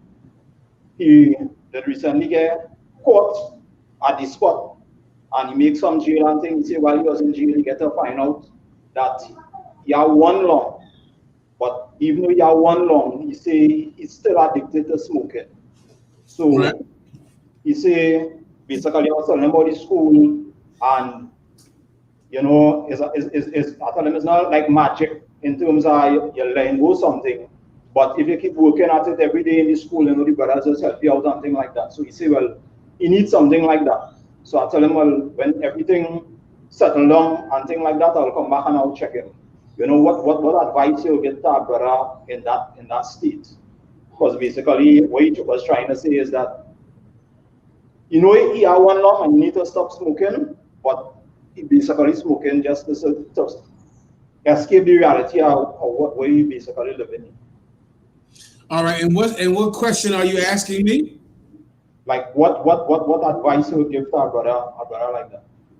All right, there's only one thing, and there's only one bit of advice I can give any brother that's like that, and that's to come to class in the I.S.U.P.K. If he does not come to class, he's going to die. That's it. Because if he was in the UPK, then he would not have to go and do the things he's doing to survive, because he would earn the right to be taken care of by the men of God. Do you understand? And that's the point that I would like everyone to get today. There is tremendous poverty in Trinidad, tremendous. And that kind of poverty cries out for a leader. That's why he's coming to you. He's coming to you, talking to you, and telling you his problems. That's exactly what I was saying earlier. Now, here's what has to happen now. You have to have the solution. You have to have it.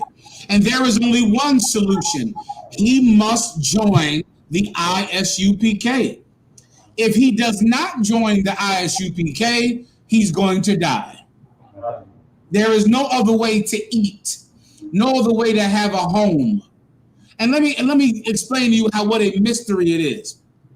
He's smoking to escape his reality. This is what we do under Commanding General YAHANNA in the UPK. We would give him a new reality. Do you understand? We'll give him a new reality. In that new reality, he wouldn't need to smoke because he would have a brand new reality. But you don't get a new reality unless you stop smoking. Do you understand? You don't deserve a new reality.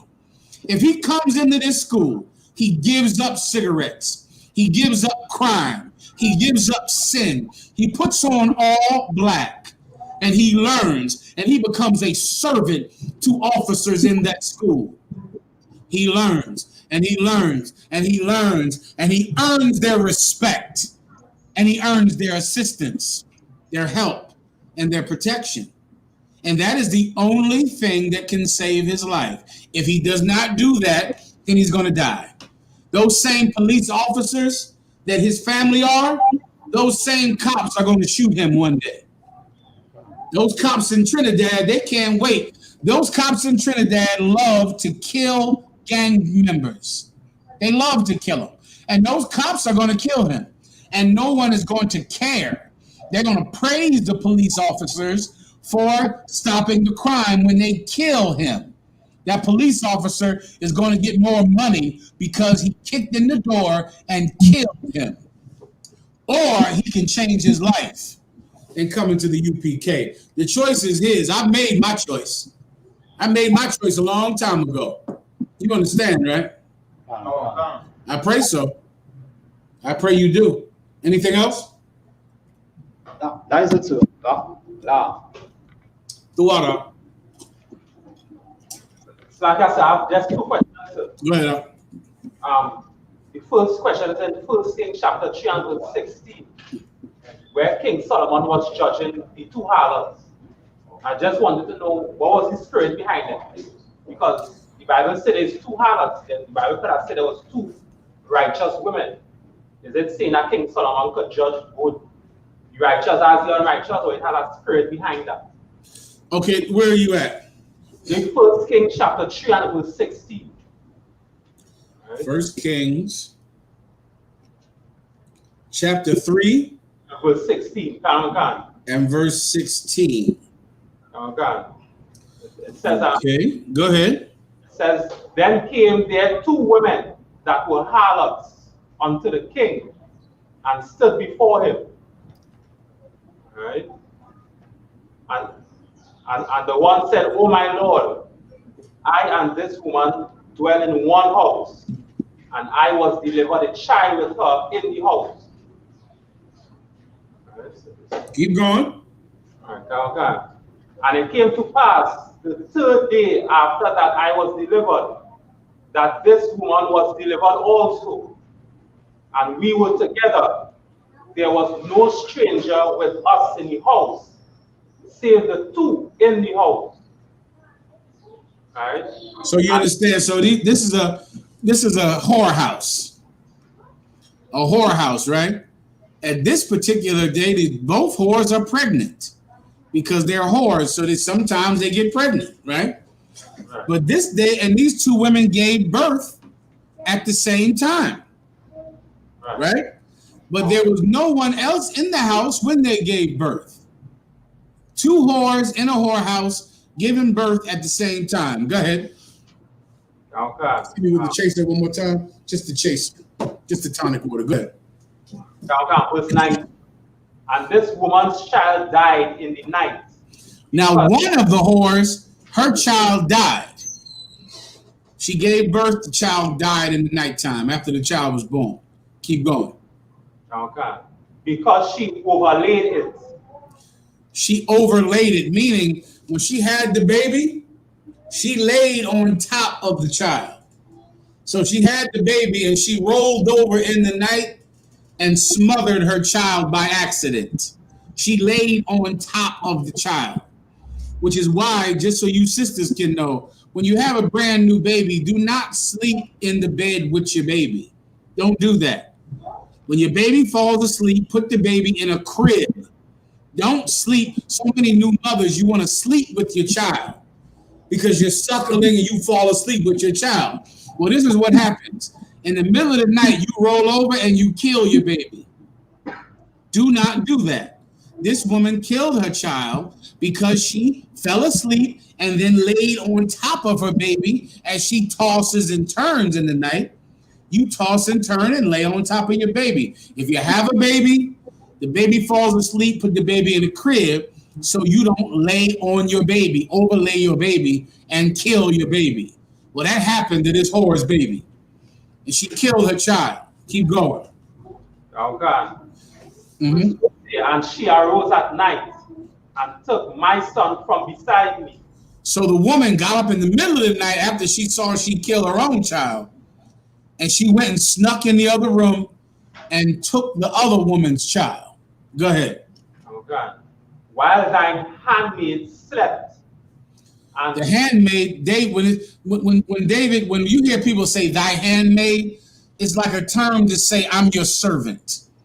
So she's saying, I'm David's handmaid, I'm your servant.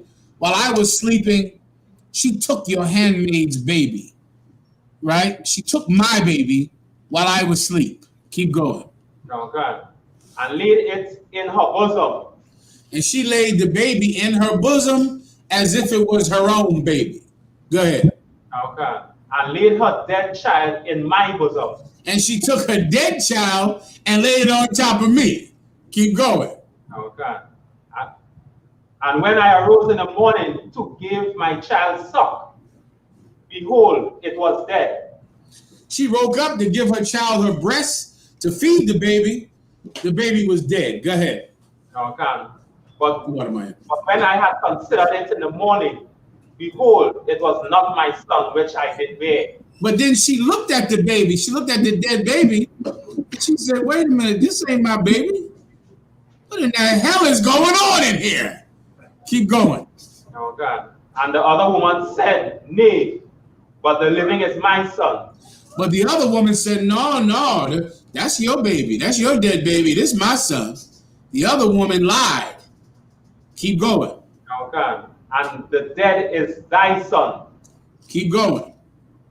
And this said, no, but the dead is thy son, and the living is my son. Thus it spoke before the king. So then they begin to fight and argue and fight and argue. And then, go ahead. Okay. Then said the king, the one said, this is my son that liveth, and thy son is dead. And the other said, no, this is thy son which is dead, and my son is the living. So now, this is what the I.S.U.P.K in Trinidad has to get ready for. Because this is coming to your door. 2 whores, 2 gang members, 2 politicians, 2 government officials are going to come to your door and need you to solve their disputes. The poor people are coming there for you to solve their problems. This is going to happen. Do you understand? Okay. Well, this is Solomon going through it. Remember, they're whores. They're not good people. They're not people in society that anyone cares about. Those people are not going to have anyone they can come to solve their disputes. You're going to solve the problem between the Muslims and Rasta City. Rasta City and the Muslims and all those other gangs, they're going to kill each other unless they come to you for you to solve their problems. All of them. They're going to need you to intervene. They're going to need you to stop them from killing each other. They have a dispute. They're going to need you to solve it. This is the perfect example. 2 whores had a baby at the same time. One of them rolled over on her baby, killed her baby, then switched the baby with a live baby. Told the other mother, the dead baby is yours, the live baby is mine. The other mother said, no, the live baby is mine, the dead baby is yours. Well, who decides? The UPK decides. You decide. Okay. And you have to get ready to make these kind of decisions. And to make these decisions, you need what? Brother in the white shirt in the back. Yes, so like other one, wisdom. Knowledge and wisdom. Give him a hand. That's what you need, Up. You need knowledge and wisdom to make those decisions. Well, Solomon had it. How did Solomon get that knowledge and wisdom? How did he get it? He prayed for it. God. He asked the Most High for it, and he needed it. And so now he's going to use it. Let's hear how Solomon used it. Go ahead. Okay. Verse 24. And the king said, bring me a sword. and they bring a sword before the king. The king said, no problem. You say it's your baby. You say it's your baby. Hey, bring me a sword out. Bring me a sword. Not you, Mayan. Throw out of Mayan. Mayan was getting up to get me a sword. Get Mayan in hand. Throw out of Mayan. He was a killer. No, I'm reading the story in the Bible now, Salaki. The brother said, Solomon said, bring me a sword. So then he went to go, his servant went to go get him a sword. The guard, the brother holding Shamar, went to go get him a sword. Just like Mayan was about to do. Keep going. Okay. And the king said, divide the living child in two. He said, no problem. You give me that sword. I want you to cut this baby in two pieces. Since you say it's yours, and you say it's yours, you say the dead baby is hers, you say the dead baby is hers, I'll solve your problem for you since you want me to handle it. Here's a sword. Do me a favor. I'll cut that baby in two and give one baby one half. Give each woman half of that baby so everybody can be satisfied. Keep going. Okay. And give half to one and half to the other. Right? Then spake the woman told the living child was unto the king, for her bowels yearned upon her son. Her what? Her bowels yearned upon her son. Her what? Her bowels yearned upon her son. What is her bowels? Her bowels is her stomach. Her stomach. When she heard cut the baby in two, her stomach began to twist. Oh my God. Not my baby. Don't cut my baby in half. Her stomach began to twist upon her son. When she heard that sound of cut the baby in two, the mother, the real mother of the child, she had a physical response in her stomach from hearing it. Solomon knew that would happen. Okay. He knew what would happen. He knew if he said cut the baby in two, the real mother, her body would not be able to suffer it. She couldn't do it. Solomon knew it before. He knew what was going to happen before it happened because he had knowledge and wisdom from God and he knew how to make decisions.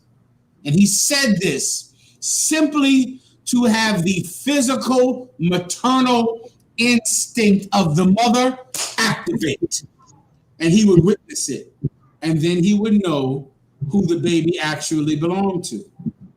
You understand? Okay. Keep reading. Okay. And she said, "Oh my Lord, give her the living child, and in no wise slay it." He said, "Lord, don't kill that baby. Give her the baby. Fine, she can have the baby, because I can't allow someone to kill my child.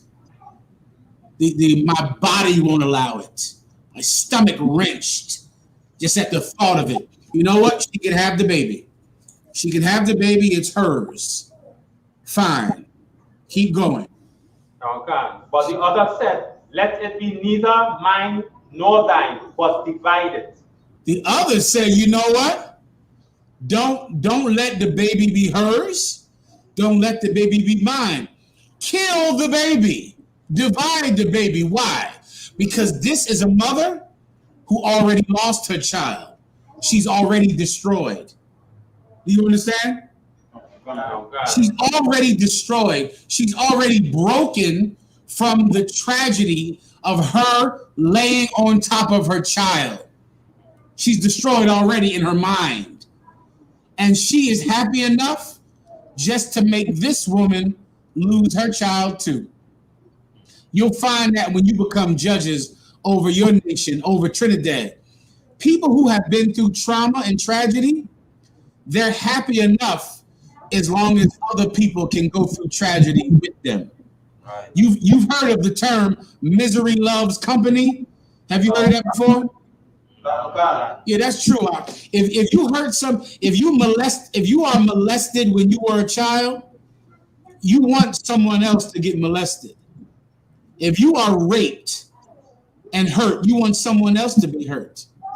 If you've been through trauma, you want to traumatize someone else. This woman has been through the death of her child that she killed because of her ignorance and her lack of discretion and her inability to be a good mother who thought enough ahead to put her child in the crib. She's in pain, and she would be happy enough if this other sister goes through the same pain. Do you understand? So she said, listen, cut the baby in half. I'll take that. I lost my baby. Now she'll lose hers, and that will make me feel better. Do you understand? Solomon knew that would happen. He knew it. He knew misery loved company. He knew that. He knew hurt people hurt people. He knew that when you've been through a tragedy, you want to give a tragedy to somebody else. He knew that. And he knew that if he said, cut the baby in half, the woman who was not the mother would reveal herself. Keep going. Verse 27. Then the king answered and said, give her the living child, and in no wise say it, she is the mother thereof. Keep going. 28. And all Israel heard of the judgment which the king had judged, and they feared the king. For this I pray you understand, Trinidad. This is coming to your door. You better get ready to do this. You better get ready, because there are so many poor people there. There are so many whores, so many drug addicts, so many brothers who smoke cigarettes and have to watch the stuff of gang members because they were kicked out of their houses. You better learn how to judge them. Am I making myself clear? I pray. Mashak, let me know. Mashak, how long does the class go on until? Usually 2 hours, sir. Am I there or not? It's going good, so you can continue. Okay. I'll give you 2:30. Any more questions? Let me give one in Isaiah. You come on, do your thing. Do whatever you want. Please. No, I'm fine. Throw out a word. Let me get say again up. I just had one more question. In fact, go ahead up. Right. This is John chapter 9, verse 39. This was when Christ healed the blind man, and nobody didn't believe that that Christ healed the blind man. Right? This was the understanding of this. Right? And this John chapter 9, verse 39. And Jesus said, for judgment I am coming to this world, that they which see might, that they which see not might see, and that they which see might be made blind. Yeah, that's outstanding. I'll explain. Where you at right now? Let me catch up with you. Where are you? This is John chapter 9, verse 39. John 9, verse 39. 9 and 39. Straight on to 41, but that's starting at verse 39. Solid.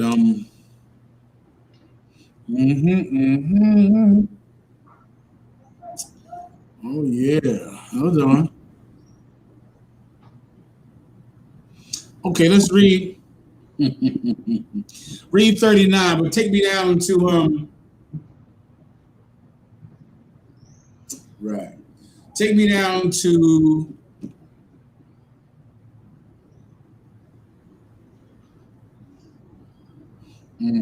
take me down to 41, all right? All right, go ahead. Right. It's like I'll start over. John chapter 9, verse 39. And Jesus said, for judgment I am come into this world. For what?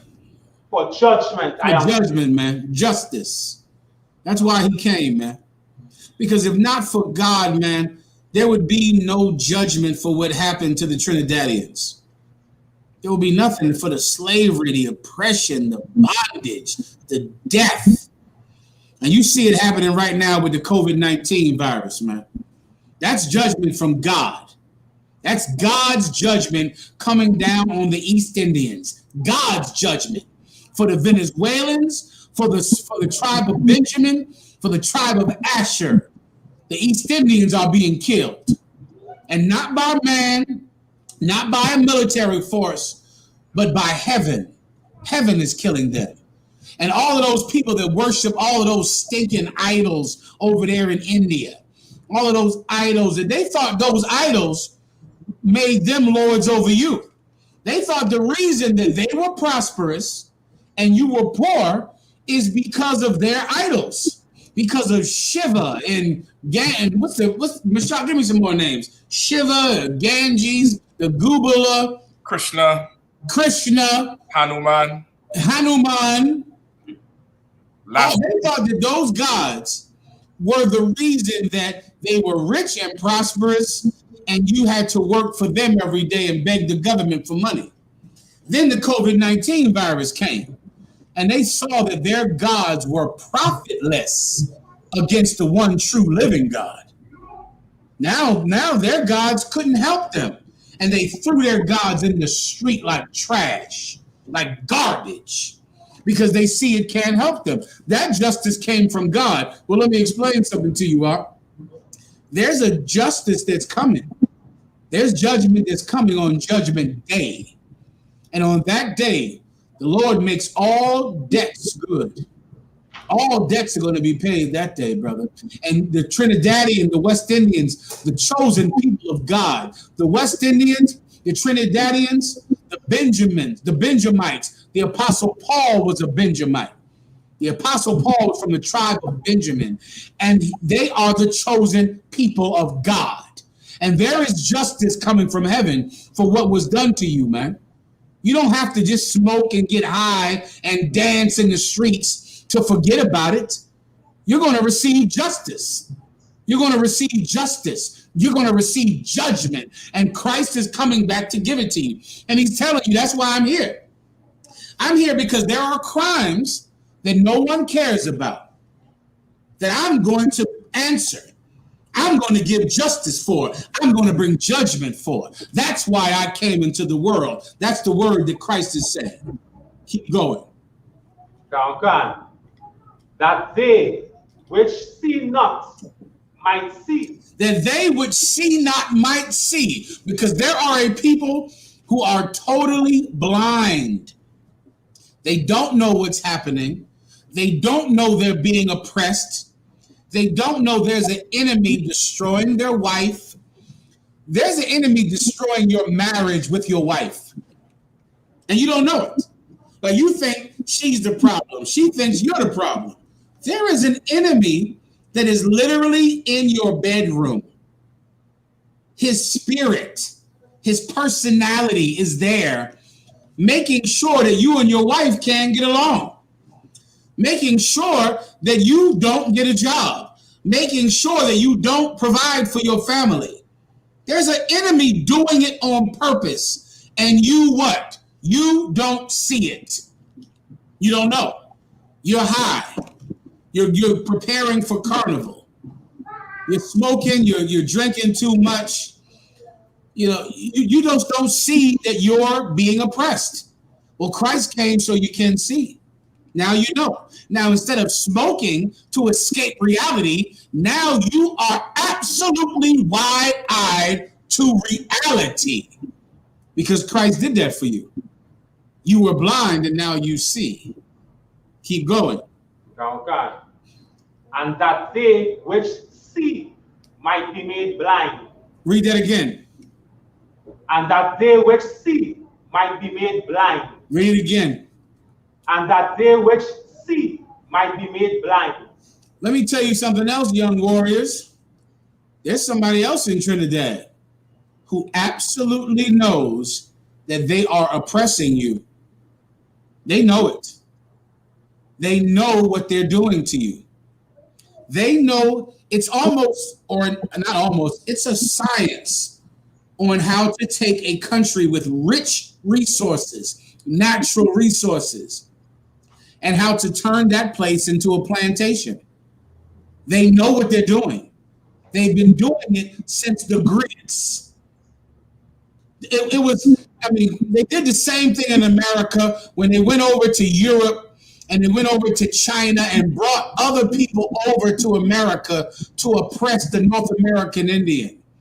They went and got them because they know that when you get over a people, you need a buffer between you and the oppressed people so that the oppressed people can now suffer them. We can be above it all. We can reap all the benefit. And there can be someone else who's being paid to be the face of oppression. That's what the East Indians did for the white Europeans. They get to be the arm of oppression, the boot of oppression, the face of oppression for the oppressor. They knew what they were doing when they did it. They knew that this would make them richer. They know that the crime rate is good. It is good to have a high crime rate. If you get rid of crime in Trinidad, rich men will get poor. Do you understand? There must be crime in Trinidad. There must be crime. If there's no crime, then you will want a better life. You won't just want food. Now you want food and rent. If your life was better, you would want power. You don't want power.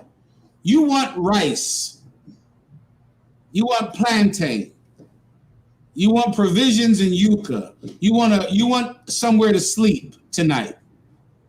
You don't want power because you need food. There is someone that knows that. They're not doing it by accident. They learn it in college. They learn it in university. They learned it from their grandfather who did the same thing. That man, he's going to be made blind. Do you understand? He won't see. So now, when the Israelite school of UPK raises up and now controls the poor people, controls the streets, controls the former whores, the former drug addicts, the former gang members, the former corrupt politicians. You know what that rich man who used to be in charge is going to say? I didn't even see it coming. You understand, right? Praise God. That's what Christ came to do, Mark. They don't see it. They're blind now. They're worried about the oil industry and their riches and digging up at the bottom of the ocean for more wealth. They don't see what is being built right now in that room. They're blind to it. Do you understand? Keep going. Verse 40, and some of the Pharisees which were with him heard these words and said unto him, are we blind also? Yeah, now that's the part you need. Let me tell you something. Christ was a real revolutionary. I'm just telling you, he was a straight up real revolutionary, man. The only real revolutionary that has ever existed. Abu Bakr was not a revolutionary. You know, he threw a tantrum back in the 90s or whatever. That's what Abu Bakr did. He threw a tantrum. And then said, all right, I'm done throwing tantrums. I'm done. I've thrown enough tantrums. He threw a tantrum, and that's it. You know, Marcus Garvey threw a tantrum. That's it. And then he's over and it's gone. You know, all of the people down there that you thought were going to change the government because of their programs and all of this stupid garbage that was never going to come to anything. That's not revolution, brother. That's not revolution, because real revolution is done through morality, through changing the conduct of the oppressed. None of them even cared about that. So they weren't ever going to succeed ever. But Christ was about bringing the overthrow of corrupt governments. That's what Christ was about. And you know who knew it? The Pharisee. When the Pharisee heard him say that, they said, hold up, are you talking about us? Yeah, I hear you talking. Are you saying that we're blind or we can't see? They could hear that Christ was talking about the overthrow of the established government that black people look to for leadership. They knew just what he was saying. They could see, but he was about to make them blind. Keep going. And Jesus said unto them, if ye were blind, ye should have no sin. So read that again. And Jesus said unto them, if ye were blind, ye should have no sin. If you were blind, you should have no sin. Who knows what that means? Who wants to give that a shot? In the back. Right, so what Christ telling them? If you was the people that couldn't see, you were the people at the bottom that wasn't doing the wickedness, but then you would have, then you would be blind, but because you're seeing and you know exactly what you're doing, then that's what I'm talking about. Give him a hand. That's exactly what he's saying. Yeah, meaning, listen, if you are people uneducated, ignorant, then you don't know any better. So you wouldn't be sin. You wouldn't be counted as a sinner because you don't know any better.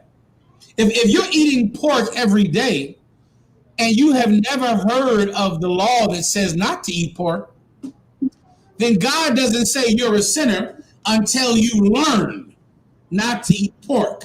Then you reject it. Now you're going to pay because now you know. Which is why we go out on the street to convict the conscience of everyone. Now they know right from wrong because they've heard One West.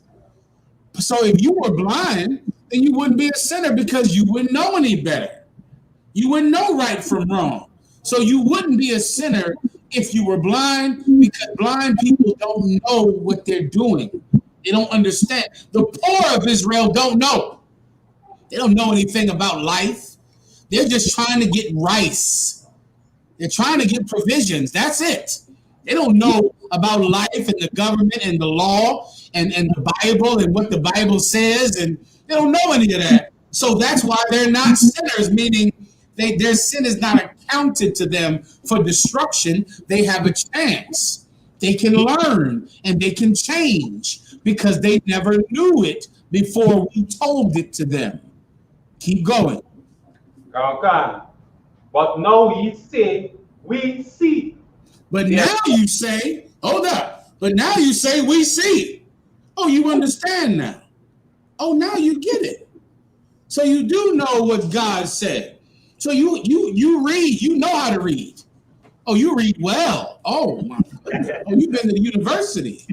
Oh, boy. You're a very smart individual. They gave you that big job at the oil company. So you must be an intelligent person. You live in a nice house. You can't get that nice house without having a good education. So you must understand. You say we see. You say you understand things, right? You say you're educated, right?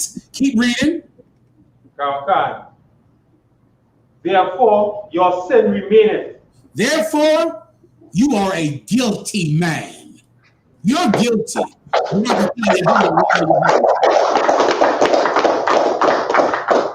You are guilty because you're so highly educated. Because you're not from C-lots. Because you're not from the streets. You're not from the gutter, the ghetto. You're not from there. You are a highly educated man, which means you're guilty for your conduct. Christ came for justice. Christ came for judgment, man. Give yourselves a hand, man. Listen, we're going to wrap the class up now, but once again, I just want to make sure that all of you know, man, Commander General YAHANNA wanted me to come teach this class today because General YAHANNA just didn't want to be sure, but he wanted to make sure that every brother and sister in Trinidad understands that Commander General YAHANNA absolutely feels indebted to you for your hard work and what you've done to champion the word of God on that island, man. You are extremely valuable to Command and General YAHANNA and to every brother and sister all across the world, man. Without you, we are incomplete.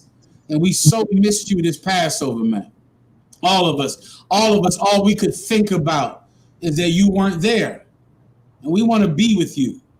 And you mean the world to me, brother. And I want to make sure you understand that. You absolutely mean the world to me. And you mean the world to Command and General YAHANNA and your brothers and sisters. By the way, we have the passports. Did I tell you about that? We're coming to Trinidad. We're Command and General YAHANNA. I'll be there in Trinidad. I got the vaccine. I'll get whatever they tell me to get. Whatever, I'll swallow a snake whole if it gets me in Trinidad. But I'm coming to Trinidad. Command and General YAHANNA is sending me to Trinidad to come be with you, man, because I am incomplete without you.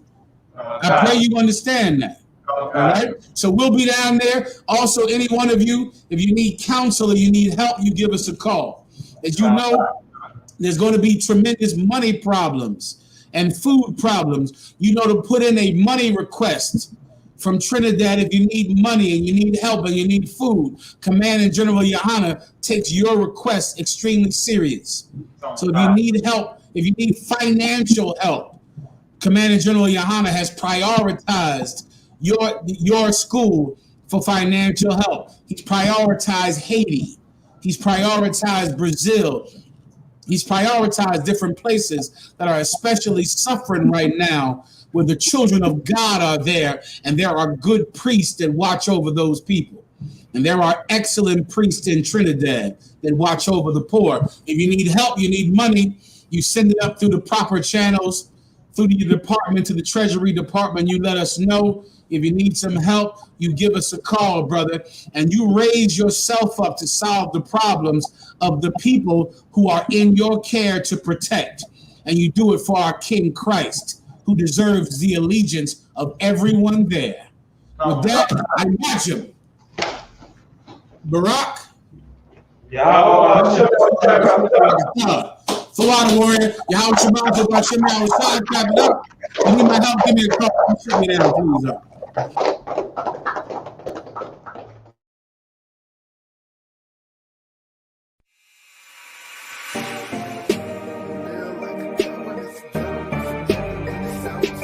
I'd rather die like a man than live like a coward. There's a ghetto up in heaven and it's ours. Black power, 144,000. I'm just trying to make 144,000. 144,000. Yes, sir. I know.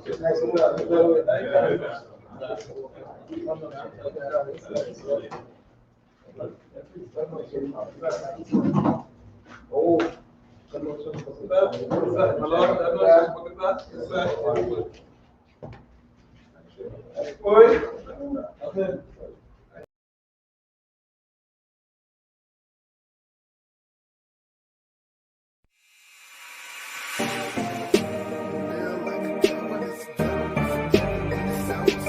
I'd rather die like a man than live like a coward. There's a ghetto up in heaven and it's ours.